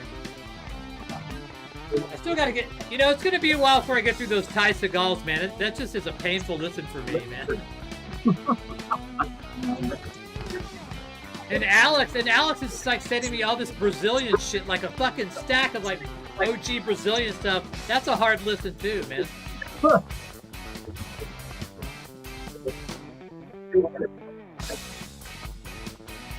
But it's the same mastering. See the tour this summer? What? Am I going to what? Are you going to go see the tour this summer with these guys?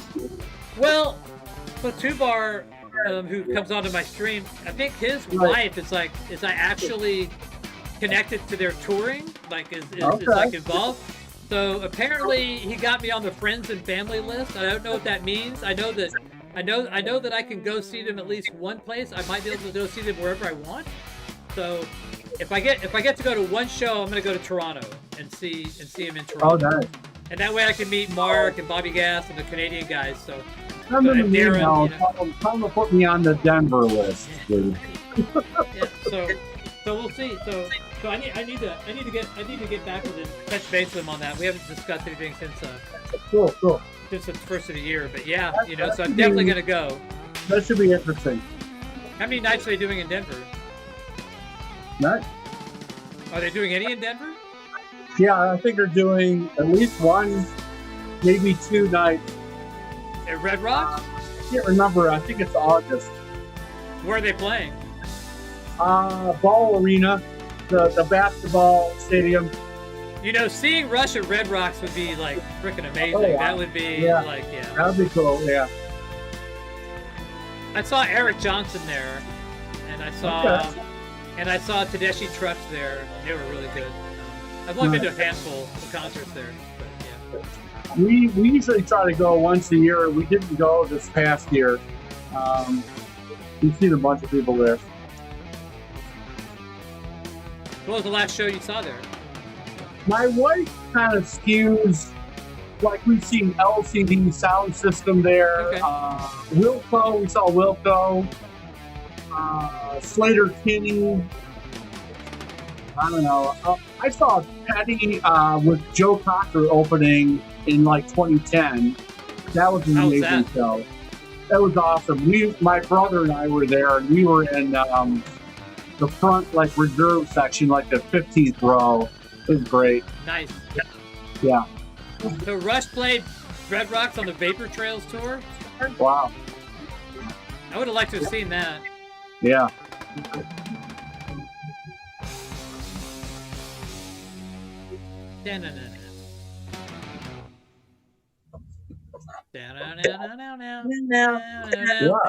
Keep it going. I always think of that whenever that's a YYZ ends. Speaking of Joe Cocker. Joe Cocker, yeah, somebody requested this.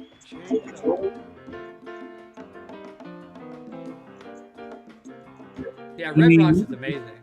Even in 2010, Joe Cocker, he did a good hour set as an opener. Really? It was fucking fantastic. Yeah.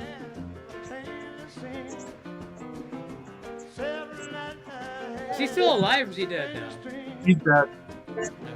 Like a while now, like 5 or 6 or 7 years. He lived hard. Hell yeah. All those guys, man. Yeah. So, do they have any decent record shows in Denver? Yeah, there's the Rocky Mountain Record Show. They do it twice a year. Mid to late April, right before I go on my trip, they're having one. I'll probably go. It's a good show. It's a 2-day show, Saturday, Sunday.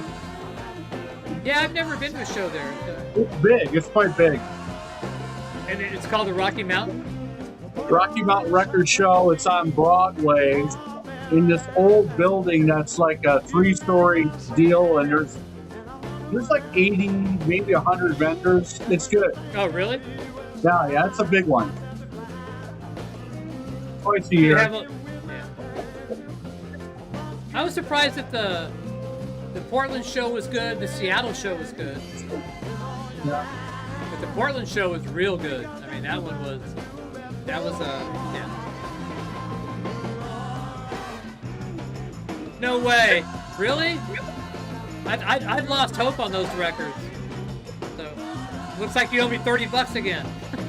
The people that do the Denver show, they started this VinylCon thing for LA and Atlanta, and I think Philadelphia too.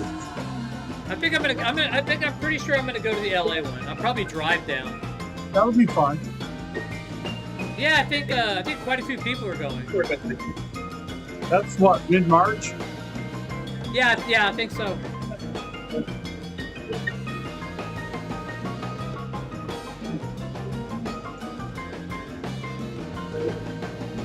Yeah, Atlanta's tomorrow. I'm glad the records got there, man. Now you can listen to Zebra.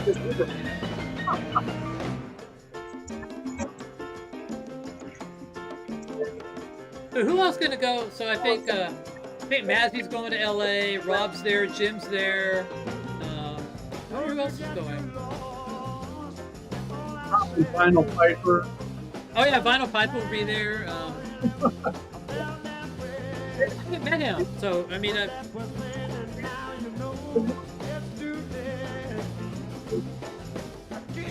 I've been to Jim's a couple of times. Jim's super. You Yeah, know, if you ever get the chance to ride with Rob and Jim in a car in Los Angeles, isn't that the best? It's like you just sit there and watch those two just argue the whole time. Like, no, go here. Let's go eat here. No, go eat here. We did a Saturday, like the whole day. I like took an Uber to Jim's house at like 9:30 in the morning. Then Rob showed up, and the whole I mean, I think 9 or 10 stops, and finished up at Jim's. Like, man, let's order some pizza and have a drink. It was fun. But all those guys do is just argue the whole time. It's like a married couple driving around with a married couple. And Jim has so many. Jim has so many stories about, you know, L.A. and the music. And, you know, he's had an interesting life, you know. So he has. You know, so yeah, it's a. Oh yeah, this murder took place in this neighborhood. And he's like, what? Yeah. I had a whole day with Jim, just me and Jim, before we met up with Rob. Because Jim taking me all over the place. You know, he was making deliveries, you know, and we go deliver all these records everywhere.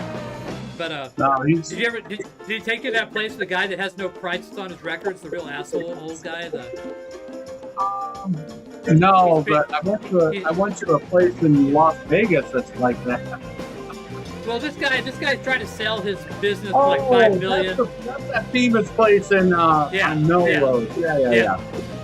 So he takes me there. I had no idea about this dude, you know, and I'm like, and he's coming at me like, you know, he's like, oh, what do you want? I said, well, you know, I'm looking for some UK pressings, and he's like, he has this like guide that he like orders around.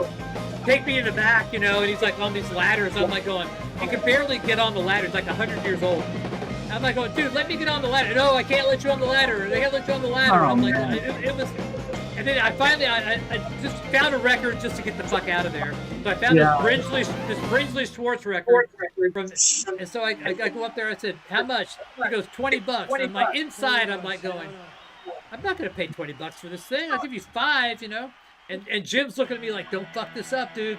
You know, so I ended up paying $20 for this fucking record. And like walked out of there, and I'm going, what are you doing? And Jim's laughing. He's like laughing his ass off. He's like going, that was so much fun for me. And I'm like going, man, it wasn't any much fun for me. But then he told me about the guy, and I'm like going, man, what a douchebag. Yeah. Like, oh, now I got this $20 Brinsley Schwartz record that's worth $5. So yeah.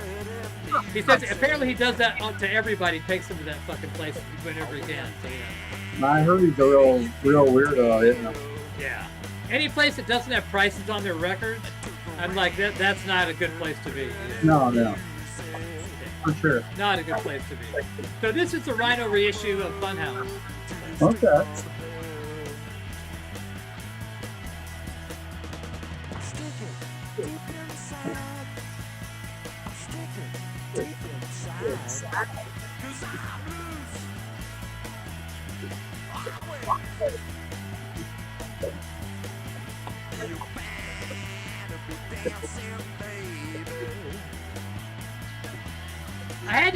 It's like I'm sitting there. I'm like going. I'm thinking I'm gonna fuck Jim up if I like insult the guy, because I was about to say, dude, I wouldn't give you $5. I would give you $10 for this thing, you know. So I didn't want to embarrass Jim in front of this client, whatever. So I was just like, yeah. Right. So yeah, I was just like, man, you know. But there's so many record stores there. It's absolutely mind-boggling. It's crazy. Yeah. And all those people, I can just see how they're all so jaded because they see this shit all the time. You know, I'd be like, oh my God, look at that. And these guys are like, oh, yeah, whatever. I got 3 more in the back, you know? One thing I've noticed is like when I went... I was pretty impressed with Record Safari. Oh, yeah, that's what I was about to say. You know, one thing I noticed on the Record Safari, that's what I got. I noticed how many promos there were of unknown bands. So, I mean, if you want to find promos and you know, just bands I've never seen before, all they had were promos. You know, it's like they got 1,000 records and that was it. Well, they're all in L.A. You know, all these bands that I'd never heard of, but they have the promos. I'm like going, they're like $2-3 a piece. They may suck, but I'm like, well, I don't know. For $2, I'll take it home. You know. So much stuff. You know, I mean, it's just crazy. And to watch people line up and go hauling ass to, like, you know, where they, you know, people just like, I remember going there was a line to get in here, and and it's like contentious. It's like, you know, I was sitting there, some guy tried to elbow me. I was like going, dude, you know, trying to go through to hit the new arrivals. Running to the wall. Oh, yeah. I saw Rod run to the wall. I watched the Wax run to the wall. I was like, I watched Jim run to the wall. I was like, dude, I'm not running to the wall. I'm going to the new arrivals. I want, you know, volume, you know? So. But I think of any record store I've ever been to anywhere, the new arrivals, they had a dozen new arrivals. I know. It's like, fuck. Crazy. It's insane, man. I was like going, I was not prepared for that. And it's not that big of a space. It's not that big. No, but just a lot of records. Like, wow. And Saturday definitely had the most attractive cashiers of any of the other record stores. Yeah, for definitely. Sure. Definitely compared was, to like way better than Atomic. Atomic. I was gonna say Atomic. Oh God. Yeah. Atomic, man, those two brothers, man, they're a piece of work too, man. I was trying to like talk to them, trying to get this Zombies record. They weren't having any of it, man. I'm like, they don't have to dicker. They don't have to fucking wheel and deal, you know? So. I found a damn to torpedoes white label, or maybe it wasn't a white. It was some kind of a promo, but it was like $17. It's like, fuck.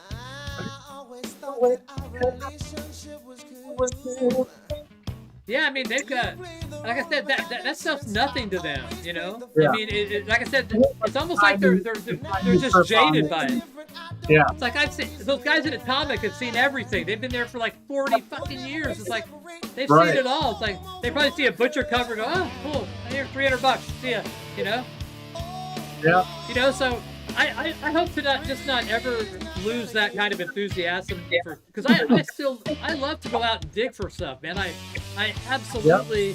Same here. I mean, it's like people go, man, you're gonna sell that record? Yeah, if I want to get it again, I'll go find it again. You know, it's like, you know, it's like I don't have to have the physical copy on me right now, especially now.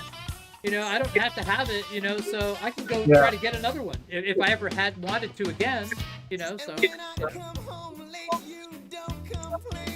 No, this is Living Color. So as a consequence, I don't go out at all.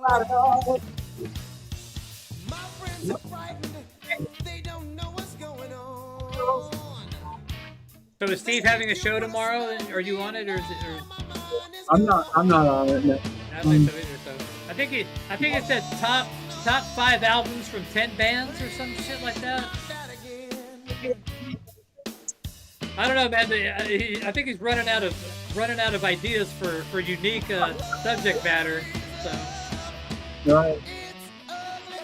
But I think if he did more like, you know, the shootout thing, like what is your favorite pressing of, you know, like of extra, instead of, you know, showing 10 records just that you think are great, sit there and get down to the specifics of, all right, go find this one, go find this one, go find this one.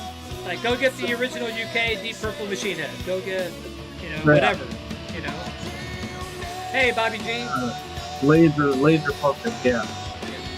Yeah, narrow it down a bit because I think we've, at least I've done at least 8 shows of best sounding audiophile budget records, or you know. They can blend in together. Yeah, they can. You know. Yeah. I think at this stage people are kind of clued into a lot, way more than they were a couple of years ago.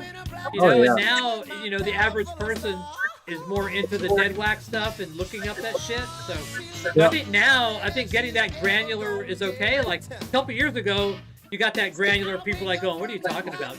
Just the John Bandys of the world with like with hair, you know. Right. So not that there's anything wrong with the John Bandys of the world, you know. So. So, because I had too was a John Bandy of the world back then too. So, you know. So now a lot of people are pretty clued in and into it. They're into it. They're looking for that stuff. You know. I think so. Which isn't a good thing for me, but you know, it's because people. I mean, I would sit there and tell people, look, Go copy the matrix numbers from the UK Vertigo Swirl, type in advanced search in Discogs, and you can find other countries where they have the same plates. So people go, why'd you tell people that? I'm like, because it's cool that they can do that. But now they'll buy that stuff. Like, you know, the whole Iron Maiden thing, where you can go get the Russian Iron Maiden copies that were cut from the same plates for like $20. We used to be able to. But yeah, so. Right. Oh, there's Bandy. There's. Yep. This band's interesting. I think this is what came of Bulletproof or Hard Stuff, I think.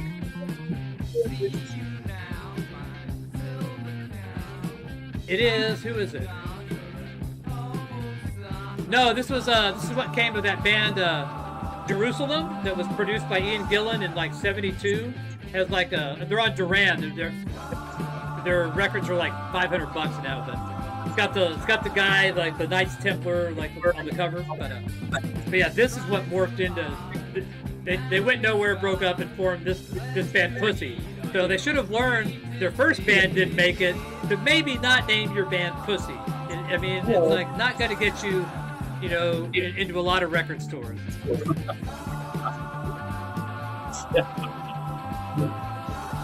Which one are you talking about, Zorlock? Sorry. What was he talking about? Which album? Maybe the first DOC Bullets or something? I don't know. I didn't believe. Oh, pressing dead wax shit. Okay, AB. Okay, I got you now. So yes, the Columbia Santa Maria versus the Terre Haute Blue Oyster Cult, and you can also AB the hand etched matrix and the typed matrix. So there's two variations there too. So yeah. This band is very tight.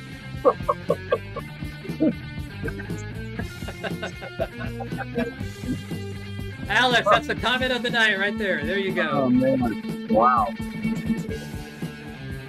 1, 2, 3. Yes, only need one when it's Tim. When it's Tim, he shines a light so bright that all I need is one person here with me. Me and him can do this all day. So there you go. We are blessed with his presence. There you go. So we can listen to some Pussy. So there you go. Pussy Invasion.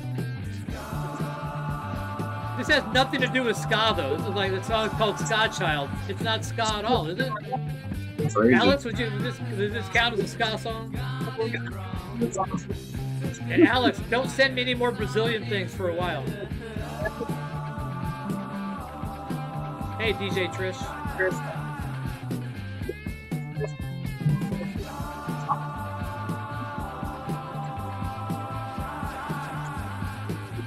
Yeah, Ian Gillan produced this too.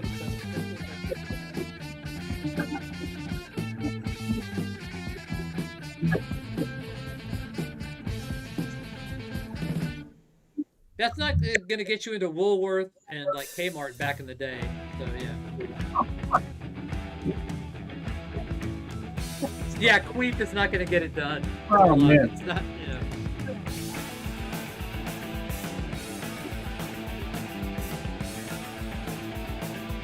This is a really early 12-inch single by Iron Maiden.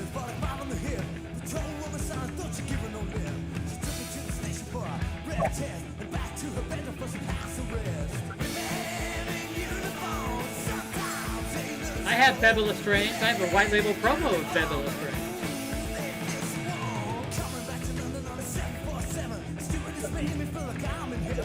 I think this is done by a band, originally by a band called Skyclad, which I just got in the mail a few weeks ago.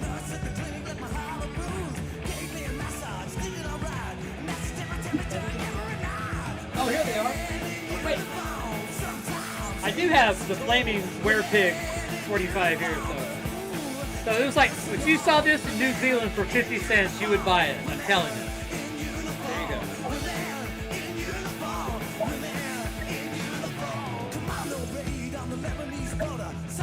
I'll probably give this to Revs per minute since he sends me so many cool 45s. Nobody likes New Zealand music more than Revs.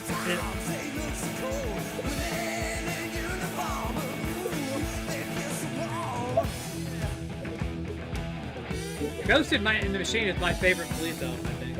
Okay, cool. I only have 1, 2, 3, 4, 5, 6, 7, 8, 9, 10, 11, 12, 13, 14 Ghost in the Machine rips. So do you have the UK Strawberry? Yes. Okay. I have that. I have the Ted Jensen, the Nautilus, and Yeah, I got the Nautilus. box set. Yeah, cool. Yeah, I'd like to get the UK Strawberry.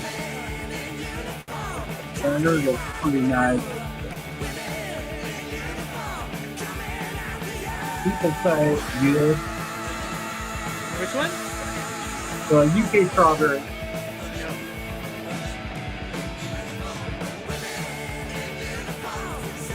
That was like built by 10cc. Yeah.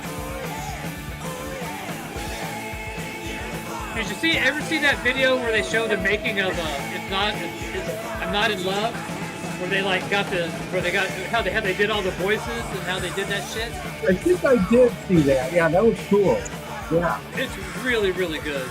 Yeah. How they did the voices and how they used the technology or lack of technology at the time too. Right. It's Wow. Bobby G. Wearing is that a Timo shirt there, Bobby? Deep purple? Yeah, it is. Can you hear me?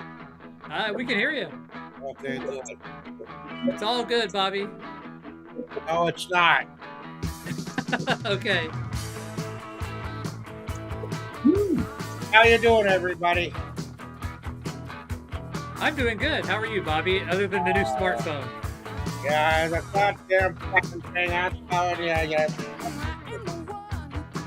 now the old one started to go on me. So I had to go. They talked me into getting that fucking smartphone, and I'm not starting that phone. Well, your other phone's also a smartphone. So. Oh, is it? Yeah. I don't think so. Well, I don't know. Well, show it real quick. Let me see it real quick.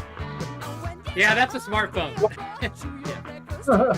They've been smartphones for about 20 years now. I like the old dial one. Yeah. You didn't have to remember carry those. the goddamn thing with you. Yeah, but you know what? It would hate it. Like somebody would have like a lot of 9s in their fucking number. And then you have to wait for it to come all the way back down. Another 9. You gotta wait for it to come all the way back down. Then you get a 1, then you get a 9 again. Gotta come all the way back around. The old rotary phones, the old rotary phones were really, it took a long time to dial a number.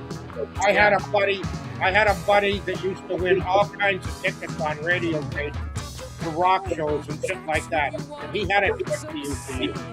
What he would do, the radio station would say, well, who were the guys in the Beatles or whatever, right? And then they'd say, you can start dialing now.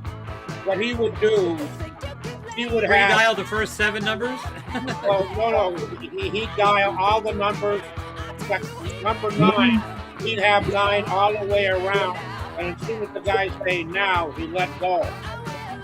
And he was first in line most of the time. For the Rolling Stones concert in Maple Leaf Gardens in 1972, we went and changed the rules of giving away prizes. He won over 70, I think it was 74 contest wins, 2 tickets, plus all of the Stones albums, which I think were a dozen at the time. He also won another 90 pairs of tickets. He won like 100. He sounds like Laszlo from Weird Science, from Real Genius, like the guy Laszlo. Have you ever seen the movie Real Genius with Val Kilmer? And he sounds like Laszlo. I won 33.3% of the prizes. It's like. Yeah. Well, he used to do it all night long, right? Too, like he was up all night. He'd phone me, 2, 3, 4 o'clock in the morning and ask me a rock and roll question because he knew his music too, right? And if he didn't know an answer, he'd call me. And we had a code because we didn't want to wake up families, where you phone the guy, and as soon as it rang once, you'd hang up. And then a minute later, you phone again, the guy was picking up on the half ring so you didn't wake the family, eh?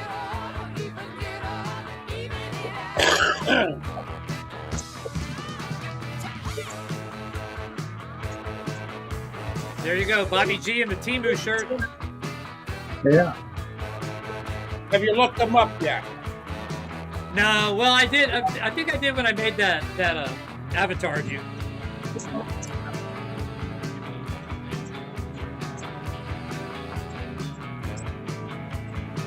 So what's the weather like there, Bobby? Is it cold, warm? Well, we've had, within 2 weeks, we had our biggest snowfall in one day ever. We had our coldest day in 10 years. And in the last 24 hours, it just rained like fucking crazy. Got a big accident out in front of my place here. It's not the secret. It's not the secret of Brody Phones. It's how to win radio station contest in 1974 using a rotary telephone. So Yeah. I don't know if any of those scenarios are going to come up again in the near future for you, but now you're prepared. So yes. When was the last time a radio station had a contest like that? If you're the fourth caller, you're gonna win. Blah blah blah. I don't hear that shit anymore. I mean, who listens to the radio these days? I mean, you don't listen all day. Yeah, you might pick guys. You might pick a guy's show on some radio station you like, and these guys only playing once or twice a week, something like that, eh? Dr. Mouth. There's a guy up there that Darren and a whole bunch of us know, Dr. Mouth, and I listen to him occasionally, eh? I used to work in a landscaping crew, and we would do like massive apartment complexes in Midland, Texas, and Odessa. And so I would wear a weed eater all day for eight hours straight, man. I just go fucking, and I had headphones in my ears on a radio station all day, on the rock station in Midland, Texas, all fucking day long. Nothing deep. Always just had the radio station on all day, every day. Now, when I got home, I had my records and stuff, And, I had tapes, but I didn't want to carry a bunch of tapes with me when I worked. It's just the radio and the rock radio station, and every day, So, but nowadays, I don't listen to the radio at all, ever, I used to mow lawns. I had 15 lawn accounts, summers in college, and I would have Walkman, headphones, plus the lawnmower. I'm surprised I can still hear, Well, the smart thing we did was turn up the headphones here so you can hear the lawnmower. Oh, if I turn it up above the lawnmower, I'm good. Yeah. Exactly. Yeah. Stupid we were. Yes. You had to get the sports headphones that had the little thing that clipped around, the little Sony ones that clipped in your ear. Those were pretty good. I remember how those sound. And you had the little EQ on your Walkman, device. If you had you can have a little 3-band EQ, you can fuck up the sound even more on. Yeah, I'm having problems with this phone here trying to get the volume up on it. I'm hard of hearing. People are phoning me, I don't hear it. My alarms go off, I don't hear it. Really? I'm going to have to take it back to the guy and tell the guy to either turn the sound up or sell me something that I can hear. Yeah. I got 2 weeks, 15 days to return this thing. The cost me $100 fucking dollars. What was the rock station in town? Besides fucking Odessa College had their shit. Was it 90.3? What was the Odessa College station? Was it 90.3? I don't. No, I'm asking John Bandy. John Bandy was there, so. Oh. I don't expect you to know, Bobby, to know the Odessa, Texas College radio station. Even you don't know that. Even the mighty Bobby Gass doesn't know that. KOCV, according to Bandy. What was the call? What was the number? Was it 90 point something? Or am I completely wrong? Kurt. Kurt. I just happen to have a very nice OG of Roots. Oh, yeah. Oh, wow, nice. Yeah. Love Curtis. Woo. I just found his live album from 1971, Double. Man, is that good. I've never seen it. Here it It's is. 91.3. I thought it was 90.3. I was off by 1. It's 91.3. I just picked this up in the shop for like fucking $20. This Yeah, is those are amazing. getting pricey. Is that on the Q-Tom label too? Is that on the custom label? Yes, it is. Hell yeah. There you go. Yeah, those are cool. Nice. And this is a very cool double LP Hey, Richard. set. He's like doing like political rap between songs and very cool.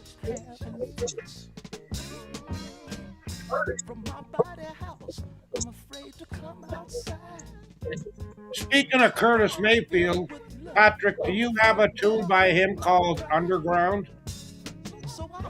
I have one by Montrose called Underground. It's got to be by Curtis Mayfield. I got a 45 of his called Underground, and it has to be on an album. It's such a great fucking tune. No, is it Underground one word or two? One word or well, it's one word, right? Underground is one word. Yeah, I went Underground. Yeah, I was impressed with that thing, man. Yeah, Curtis is great. He said that's on What? Roots. It's on Roots. What? Where?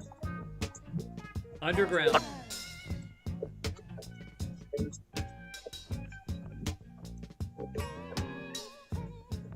Yep, it's on side 1, track 3. Great tune, man. Great tune. So it's on Roots, eh? Yeah. This is the 1650 Broadway, the original Broadway label on Q-Tom. Q-Tom's great. Look at this. Some dude's got his fucking address, his name and address on the label. What the fuck? Man. Chicago, Yeah, Illinois. we all do that because everybody used to steal our fucking records. That's crazy. Even family members would steal your records in them days. I had my brother steal my Jimi Hendrix Electric Ladyland. I only had it 2 or 3 months. He stole it and he traded it in for Van Morrison's Astral Weeks. I mean, Astral Weeks is a great album. I love it. Yeah. Right? One of my top 5 albums. But Electric Ladyland, I mean, I was carrying that around under my arm, going to people's places. You know, and as soon as you get in there, you put it on the stereo, right? Everybody had a record player in them days, not like today. Yep.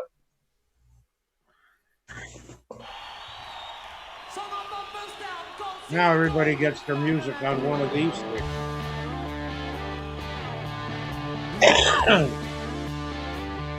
This band is about as Midwest as you get. I mean, this is absolutely about as Midwest as you can get.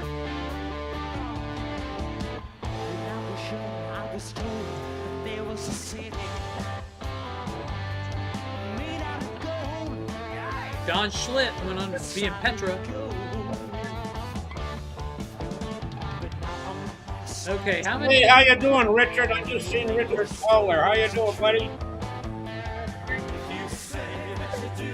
All right, how many rips of Jethro Tull Aqualung do I have? What's the over/under, people? How many rips of Aqualung do you guys think I have? 14. I think you're gonna put way off. 14.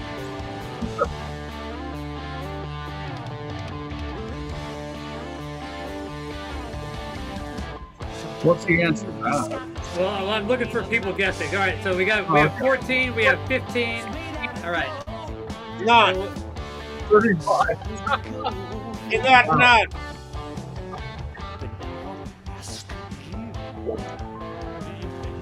I've got a nice UK I found that sounds good.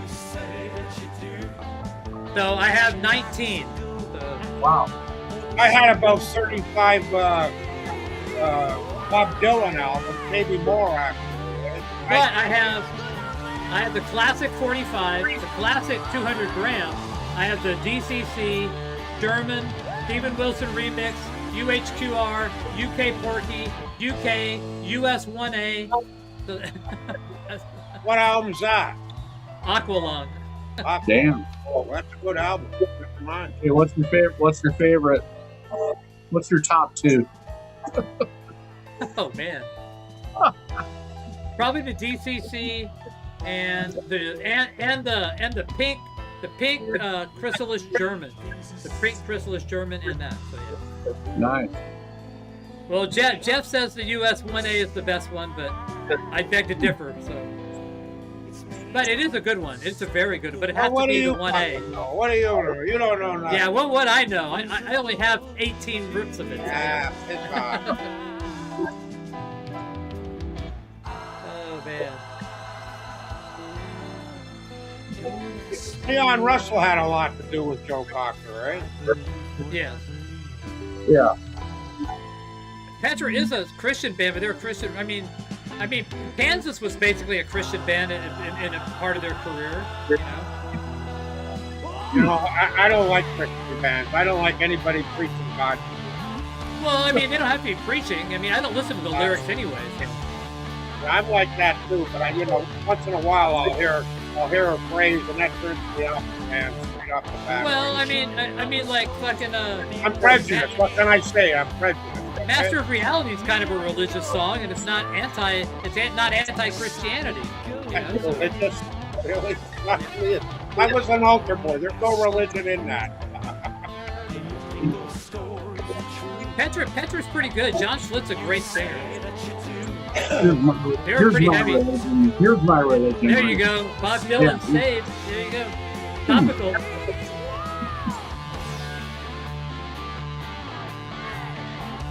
You know, with Dylan, you know, he did the religious thing, he did the folk thing, the rock thing. A lot of my favorite music was when he was doing that Western stuff, doing the country and Western stuff. I really liked his take on it myself, right? Well, like Nashville. Pat Garrett and Billy the Kid, that album. Yeah.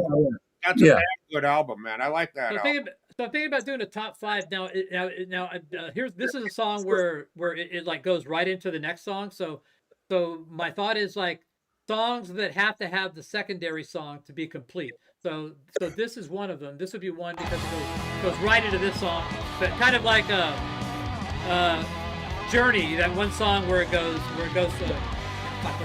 But there's several songs where there's a second song like Foreplay, More Than a Feeling, that kind of, and like Eruption, You Really Got Me, that kind of stuff. Yeah. But I don't know. I mean, what is that, Bobby? Pot? Oh, it's pot. Okay. Pot. Marijuana. Whatever. Yeah, there's certain Striper songs that I like, but I don't really. Yeah, Electric Eye. Hell yeah, yeah, you're right. Exactly what I'm talking about. Yeah. That's more of an intro, though.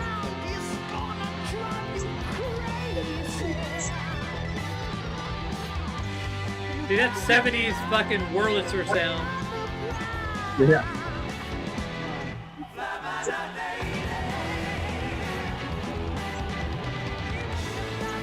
Alright, where is it? What's the song called?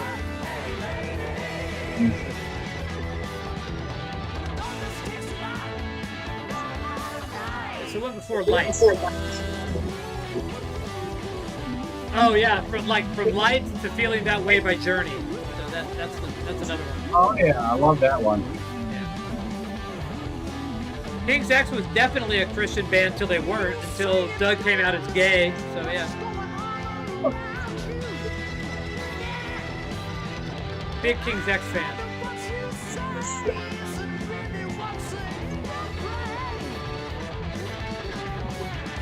Where is that? So Tim, what was the part that just died on you? Magioka MP200. Okay. The stylus just was So gone. will the 110 fit in the 200? It might. I need to look into that. It might, yeah. I mean, it would be a downgrade, but until you get to your, you know. Sure, yeah. Yeah, they did. I think they opened for UFO once. They headlined in Brownsville, so I mean, Brownsville was so starved for concerts that Eddie's headlined.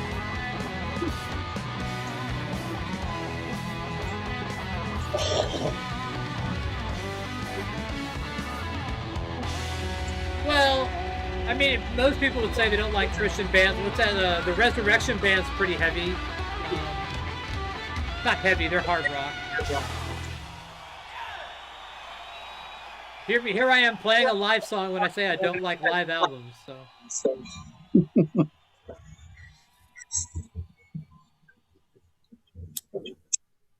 Did you get that Frampton Comes Alive on vinyl file? You know, I can't rationalize spending $50 for. I've got a copy of Frampton Comes Alive that I got for $3. Monarch, all 4 sides, mastering lab. That I don't think is gonna be bested by a $50 vinyl file. Sorry, yeah. Man, there is a limit, you know. I was a little bit iffy on the Heart Dreamboat Annie, but I said, you know what? I haven't done any vinyl files. I'll think, you know, if they do a good job with this one, then maybe I'll think of something else. But if they don't, then it's like, okay, yeah, cool. Yeah. This is not the song I wanted to play. These guys are great live, man. Take it off. I can do that. Sure. You make a mistake, rectify it. Simple. I'm a rebellious teen. Yeah.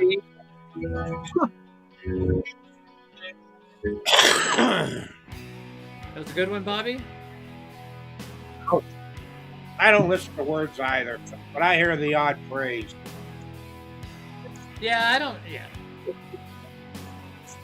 Okay, man. I think I'm done tonight. All right, Tim. Thanks for coming and hanging out. And yeah. Always Take good care, to see Bobby. you. You're always welcome. I'm always checking guys off. But All right, if I don't man. see Have a good night. How do I get out of here? you too. Take care. You have to leave. Just me and you, Patrick.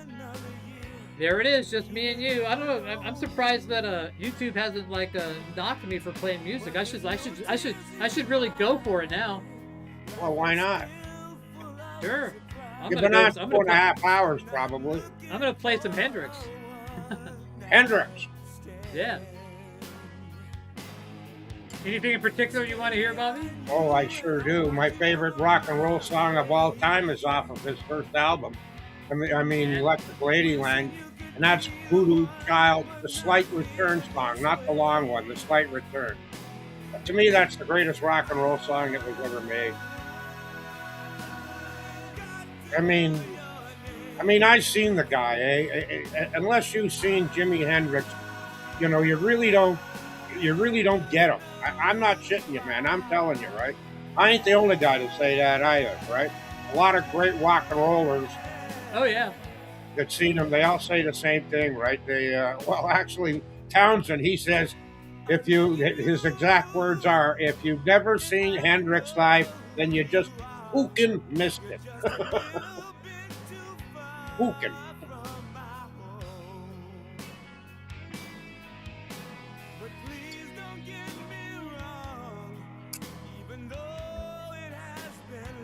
This guy was such a good singer. Still a good singer, but he's in his 70s.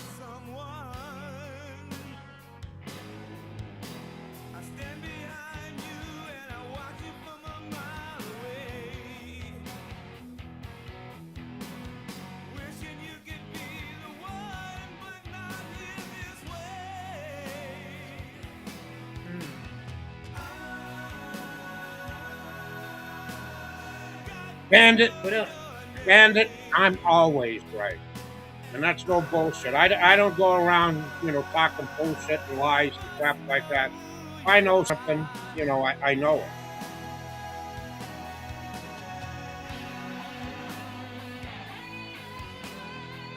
Well, it's true, guys. Let me tell you. I mean, back in the 60s and early 70s, I've seen all the great guitar players, eh? And a lot of guys surprised me.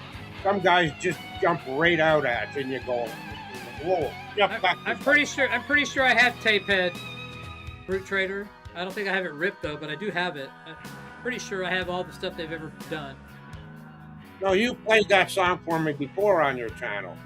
No, I'm talking about something. Boot Trader's asking me about something else, but yeah. All right. You get confused when you're an old guy. I get confused even though I'm not that old, so yeah.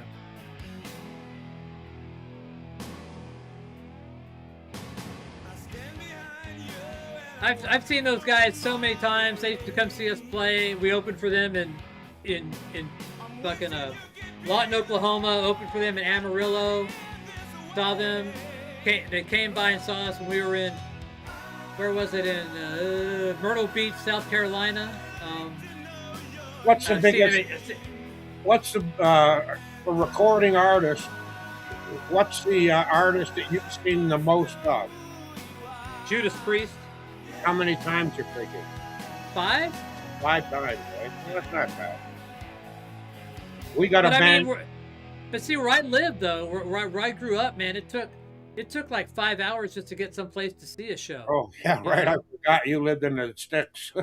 Yeah, so all you people that live in these nice metropolitan areas, it's like, yeah, you think you had it rough? We had to. It was an effort to go see a show when I was growing up, man. Yeah, but you had nature, right? Yeah. Well, there we are. Oh. I don't even know what Scientology rock is.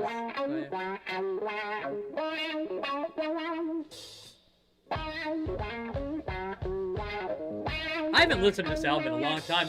I'm due to re-record it, so I got to figure out which one I want.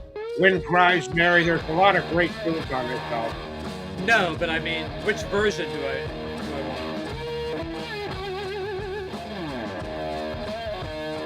Yes.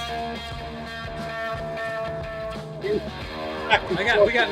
got 5 minutes here. See what happens.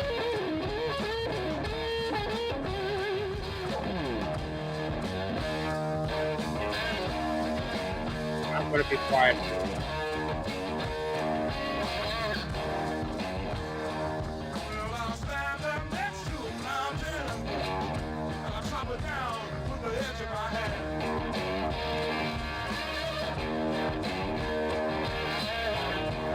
How can you use John Travolta's name when Hendrix was playing? That's the thing.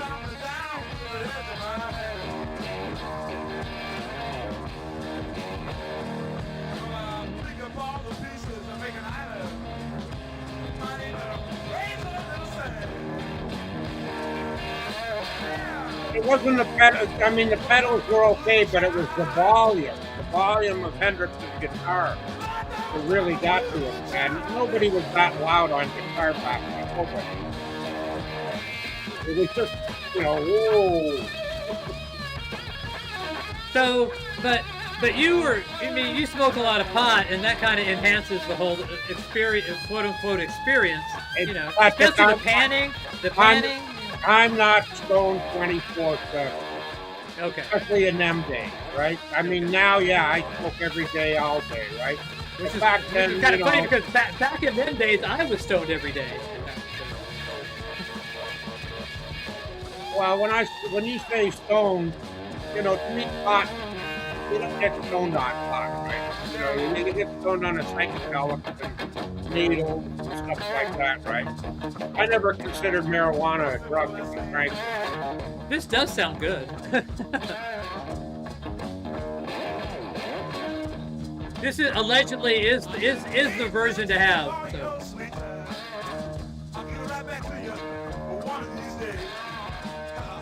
One of these days.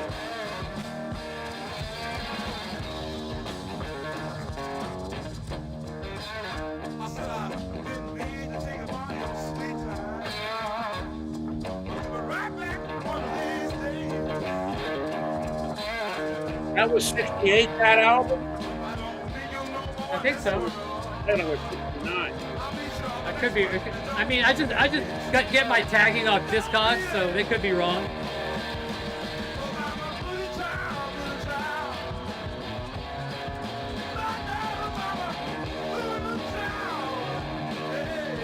Yeah. 1968, yes. Oh man, listen to that.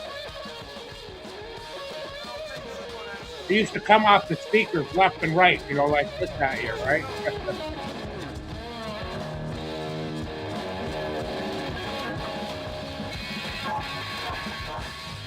First time I got this, I took the speakers down and I put them on the floor right beside, and I got my head right in between them and laid on the floor and played this album.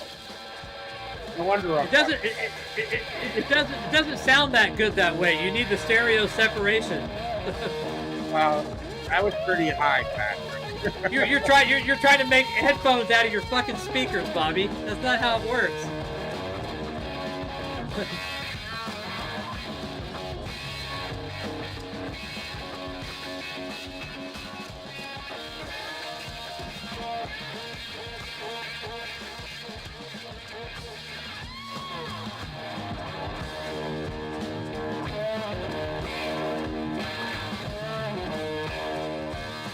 I mean, there's no guitar winning ever that was even close to it. Nothing's even close.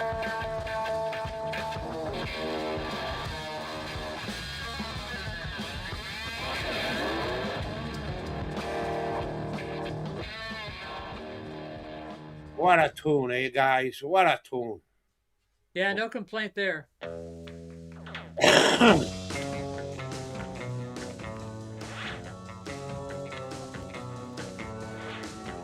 For a lot of people, this is their favorite Pink Floyd album. Yeah, there's definitely a camp, you know, that has this era, this album, and then everything else after that. So, you know. Yeah. Kind of freaks me out. I never really, when this album came out, it had one or two songs on it I didn't mind, but you know.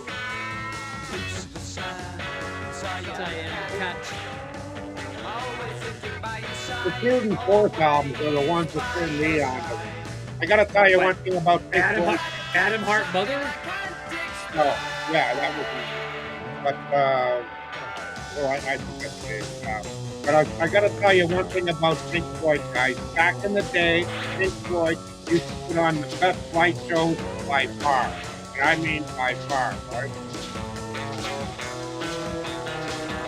It was pretty cool if you were on psychedelic going to see Pink Floyd, let me tell you.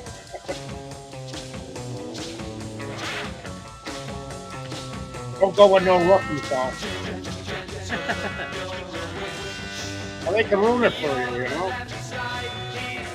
One of the last times I took LSD was like seeing Pink Floyd on the Division Bell tour. No, a momentary lapse of reason. Momentary. No, I didn't think it was thick. No.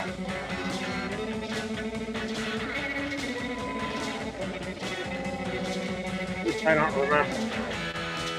Was the capital OG mono of this? 72, did I see it? 72, I think it was 72.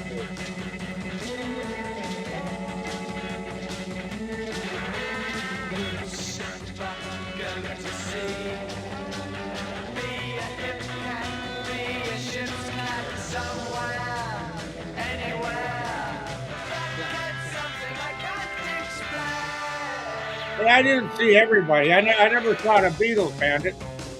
I mean, I might have seen everybody else, but I never saw the Beatles. Although I did see John Lennon, and what was it? When he was with the Plastic Ono band. Actually, I seen the very first show. Plastic Ono. Live Keith in Toronto. Is that Live Keith in Toronto? Were you there? Yeah. He also did, and it was the only song that was any really good on it. It was the first time that he did that song. I'm high, guys. I can't remember nothing. I'm not a John Lennon Beatles aficionado, so not my specialty, especially solo Lennon. Cold Turkey is when he did. He did it. That song there for the very first time it was ever played at any time was at that concert, Cold Turkey, and he had to keep looking at the lyrics that Yoko Ono was holding, right? And but it was, and I'll tell you right now that Eric Clapton, he was ripped out of his fucking head. He was a coker in them days, right? His eyes, his pupils were like this, right? All right, Don Henley, here we go. Bring it on, Don. What you got for me today? Everybody knocks that Hotel California album. Same with Rumors. And I think both those albums are damn good albums.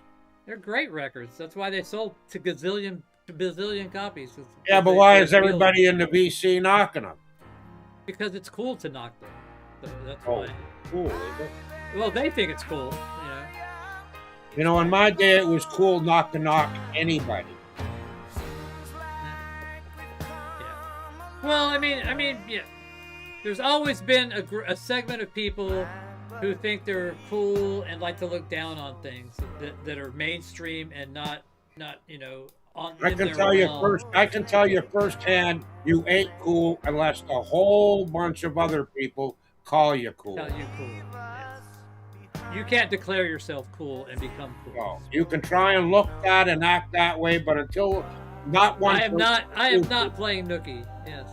It is a whole bunch of people got to call you cool. Yeah. That's a hard no for fucking Limp Bizkit. Sorry.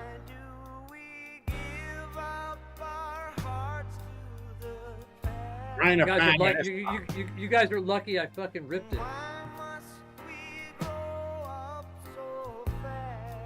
Do you notice how I chose like the Joe Walsh song for this? So, yeah. Joe Walsh, I like. I like Joe Walsh a lot. Oh, look at my. Yeah, Joe Walsh seems like a nice guy, just a good dude.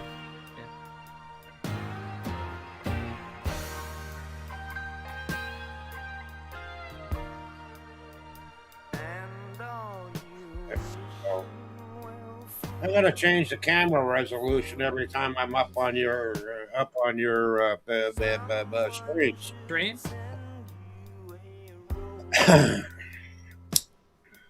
Somebody requested this, did they? No, I'm just playing stuff that by bands that usually get me kicked off, so we're just pushing the limit here. Well, you're trying to get kicked off here. No, I'm just seeing how much I can get away with. Well, this is a terrible song. I love this song. Oh well, different stroke. Well, I like it because it's Joe Walsh, and that he has a pretty poignant story on what. That's why you didn't listen to lyrics. Well, not all the time, but it's kind of hard not to listen to this one. So yeah. Well, I'm not listening to them. Not hard for me. I could have played a really long one, but yeah. Last Resort's a good song too, so yeah. Danzig's just kind of, that's easy. I'm trying to play stuff that's really, I'm not gonna play Manowar because I got a legit strike from that. Oh, you got a strike? I haven't had a strike. No, but this was 2 years ago. I haven't had a strike in 2 years, but yeah. 4 years for me. 3 or 4 years for me. Yeah, you haven't had a new channel in a while. Are you getting impatient? Well, ever since four years ago, they changed the format so that when you're about to put up the song or the video, they let you know whether you can play it or not, right? Because somebody's got a problem with it, right? And even then, sometimes they'll come back and bite your ass when they sell the publishing. Yeah. Well, actually, since they changed the format, I did get strikes, but that was with the previous 9 months or a year that I had this channel from before they changed the format, eh? I did have 2 strikes on me at one time with this channel, but they go away after 3 months, eh? 3 strikes and you're out, guys. Same as if I just get 1, I don't care. Same with me. With me, I give everybody a second chance. But, you get a 3rd strike and that's it. You're gone. You're gone. Big time gone. I don't care if you're my brother, my mother, my father. I don't give a shit who you are. Yeah, I'm a hard man.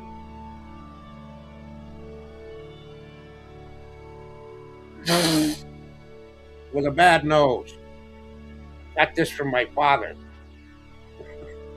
The last time I tried to play this, got knocked off. So we should. I don't think it was Joe. I think it was just an accumulation. But we'll see what happens here.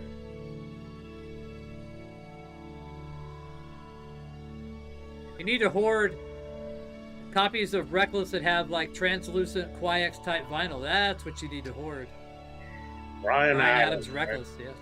I wonder if he was really balling that black chick. What's her name? Tina Turner.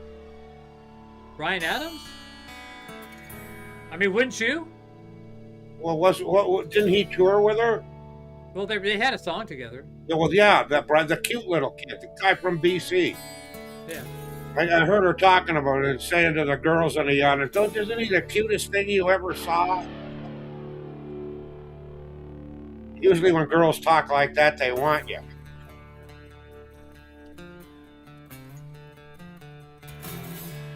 Going Joe Walsh back to back here. Yeah, I'm a big fan of Joe Walsh. His personality, I really like his personality.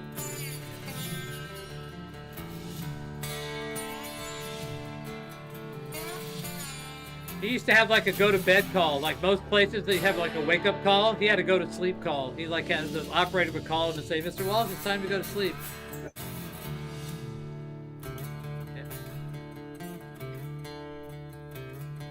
Fuck, nobody ever told me to go to sleep. I guess by the time I was 12 or 13 years old, I stayed up as long as I wanted, right? I wasn't much of a sleeper anyhow, never was. Yeah. Well, she learned how to do that from Ike. So, yeah. Well, she's a dancer. They got strong legs, hip bodies. Dancing really gets strengthen your core, right? I mean, I played all the sports, and surprisingly, basketball is a lot tougher than I ever thought it was physically, right? You run. But dancing, too, back in the old days, you're up there, you could be dancing straight for a whole hour and a half. Yeah. And you lost a lot of water, a lot of weight. It was good physical exercise, too. Oh, yeah, you see all those people, like sometimes I'll watch, like, my wife watches Dancing with the Stars. I don't watch it, but I'll watch, like, bits and pieces of it. Those fuckers, man, you've got to be in shape to do that shit, man. It's no joke. Got to have strength and cardio. So, yeah. You got that when you're young.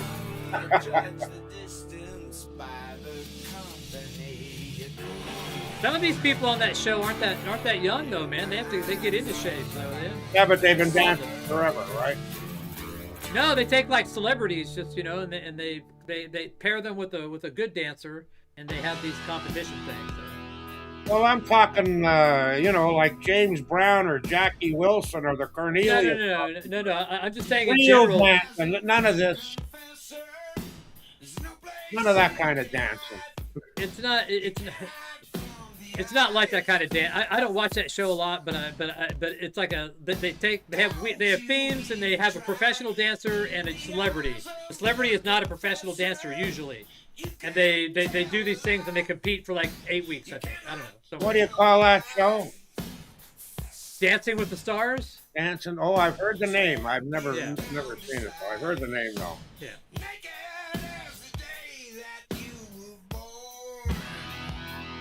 Celebrities that aren't popular anymore go on it, right? Pretty much, or athletes, that are fringe athletes, Speaking of athletes, you think the U.S. Lee, and baby, Canada, how you doing, Lee? Are the U.S. and Canada playing in men's hockey? I always say hi to Lee. You say hi to everybody. No. I miss most people. So I don't look at the comments section. Were you upset when the U.S. beat your women in soccer? I didn't hear that. I don't have my hearing aid in. So I said, are you doing okay since the U.S. beat your women hockey players and they're going to play the men hockey tomorrow, I think. That's women. Women's sports is nothing but bullshit. They belong in the kitchen, barefoot and pregnant. Oh, wow, that's not going to go over well. Well, I don't care. They know I'm fooling around. Just do it. But the men play tomorrow. But, you know, when I see women doing football games and stuff like that, you know, give me a break, will you? You know, have you ever played football there? I've seen those women play rugby though, and they're pretty stout. So well, yeah, my sister, she played rugby and what do they call that? Before there was women ice hockey, before women were playing ice hockey, they were playing lacrosse. Field hockey. Yeah. She represented Canada in international matches, you know, back in the mid or late '60s when she was in college. She actually roomed with Anne Murray in college. So isn't she like in the Nova Scotia Hall of Fame or something? In 2 categories, yeah. She's the only. Also, you know, here in Canada. Same as down in the States, you got state championships, right? Yeah. City championships, state championships, and a U.S. championship. Same here in Canada. And she down there for basketball, she was on a very, very small little high school, St. Patrick's, and they won the provincial basketball tournament. When she finished and went out to work and everything, she went back to her old school and she coached the basketball team. She wasn't a teacher, she was a coach. And her team also, the team she coached, won the provincial championship. And that's never been done before. A player coach. So she got in as a player and a coach? No, she got in for broadcasting. She used to, okay. And tennis. She never got in. I don't think she got in for basketball. But to me, that was her big. She was a point guard like me. I mean, I played a little, you know, basketball in my day, right? Captain our high school team. Point guard, highest scorer. Too short though, you know. Roberta Gas, Jenny Gas. I like this too. This is one of the only early Beatles albums that I prefer in stereo. Is this one? Yeah. Yeah. The mono mix is like really muddy. You know, I like the early Beatles over the later Beatles, to tell you the truth. When they were doing all of them covers, you know, the R&B covers and stuff like that, I loved it, right? Like one of my favorite songs Lennon ever did is Anna. Well, considering that you're dead inside, what would be the point? So we should play shitty music just to keep you dead inside.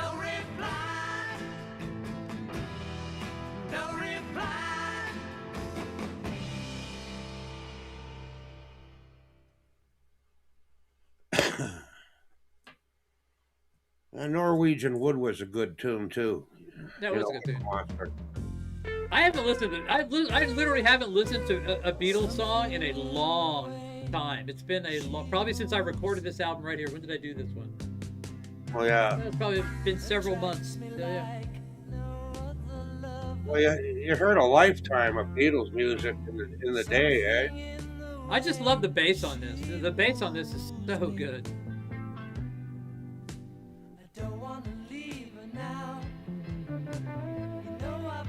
You know, I was always never liked Paul McCartney right from the start. I was a John Lennon fan.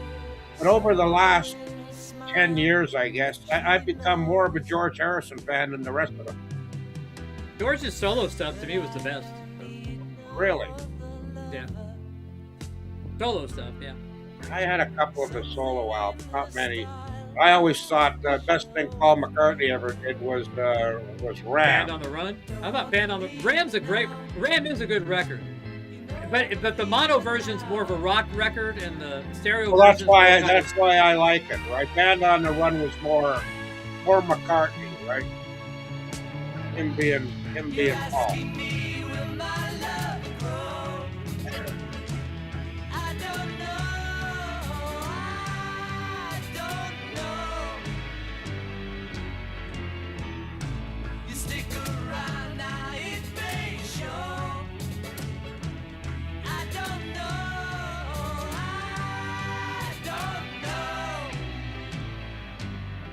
Yeah, next up, Stones, right on. Play King Bee by the Rolling Stones off their first album.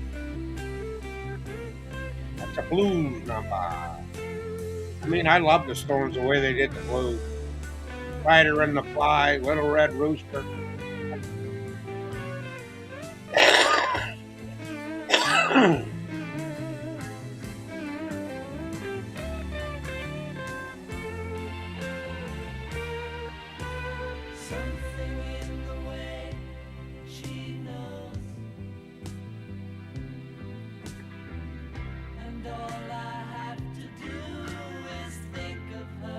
People make fun of boomer radio, don't they? Yeah. Hey, I gotta tell you something. You guys that aren't boomers, you missed the greatest generation of music ever. True. Well, you know, Justin Bieber, Lady Gaga. Give me a break, will you? I can't argue with you there. Mars, you know, that Puerto Rican kid. What the hell's his name that did the Super Bowl? I never even heard of him. Never even heard of him until he was announced for the Super Bowl.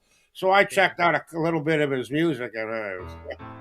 Guess you never knew, dear boy, what you have found.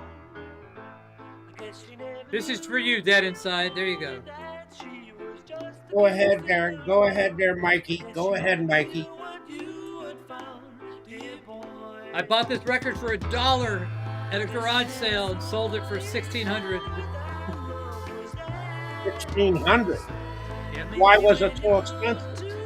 Because this only came out in mono on radio station promos. They only pressed maybe 100 of them.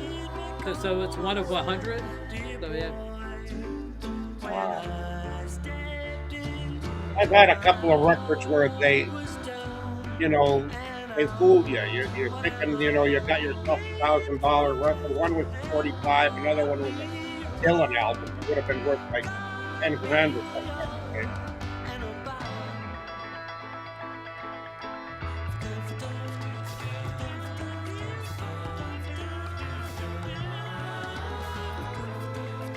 Switcher, mixer, use a mixer. Toggle switch. Toggle switch. From one side to the other. You can get I've got an AB switch right over there. You can get one with RCA, two RCAs, switch them over, or just use a mixer.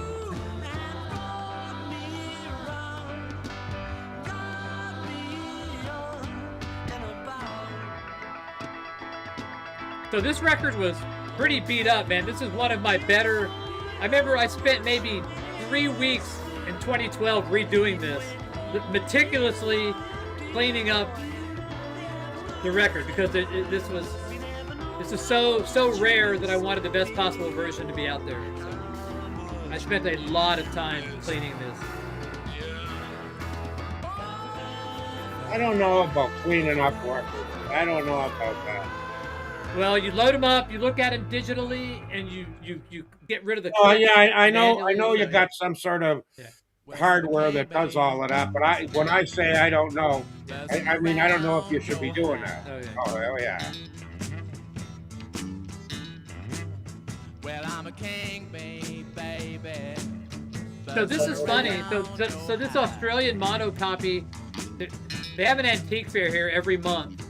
And back then they held this under the expressway, and there's maybe 100 vendors there, selling antique stuff, And so I'm there, and there's a box of records on the floor, and I look through it, and there's this Australian mono Rolling Stones first copy in Sacramento, California, and I'm looking at this record going, how did this get here from Australia, Rolling Stones, to Sacramento, California at an antique fair? A military guy, a sailor brought it.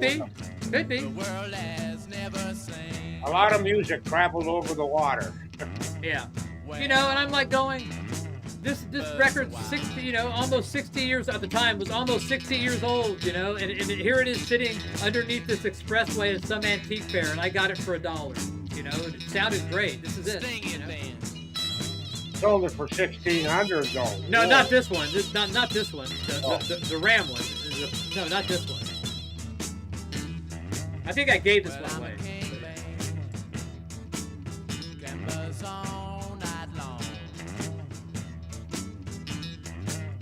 Well, I'm a king, baby.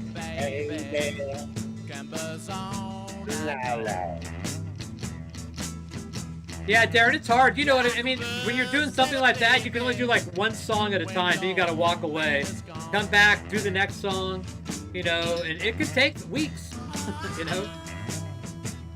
Because if you do it too quickly, you get antsy, you fucking skip shit, you go fucking I don't care, you know.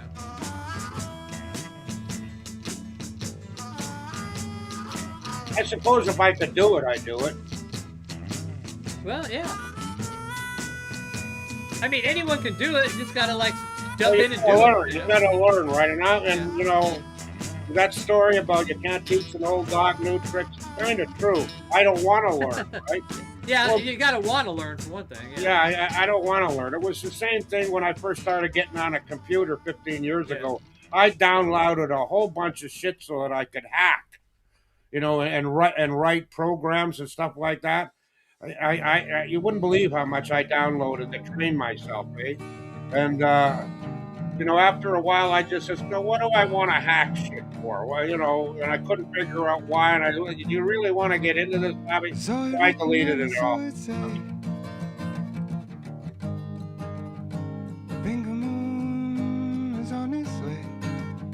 I don't know.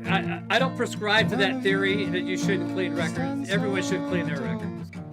Well, for an old guy like me, you know, all the music you listen to, you know, had scratches on it and noise. Nobody cleaned their records back in the 50s and 60s. Nobody.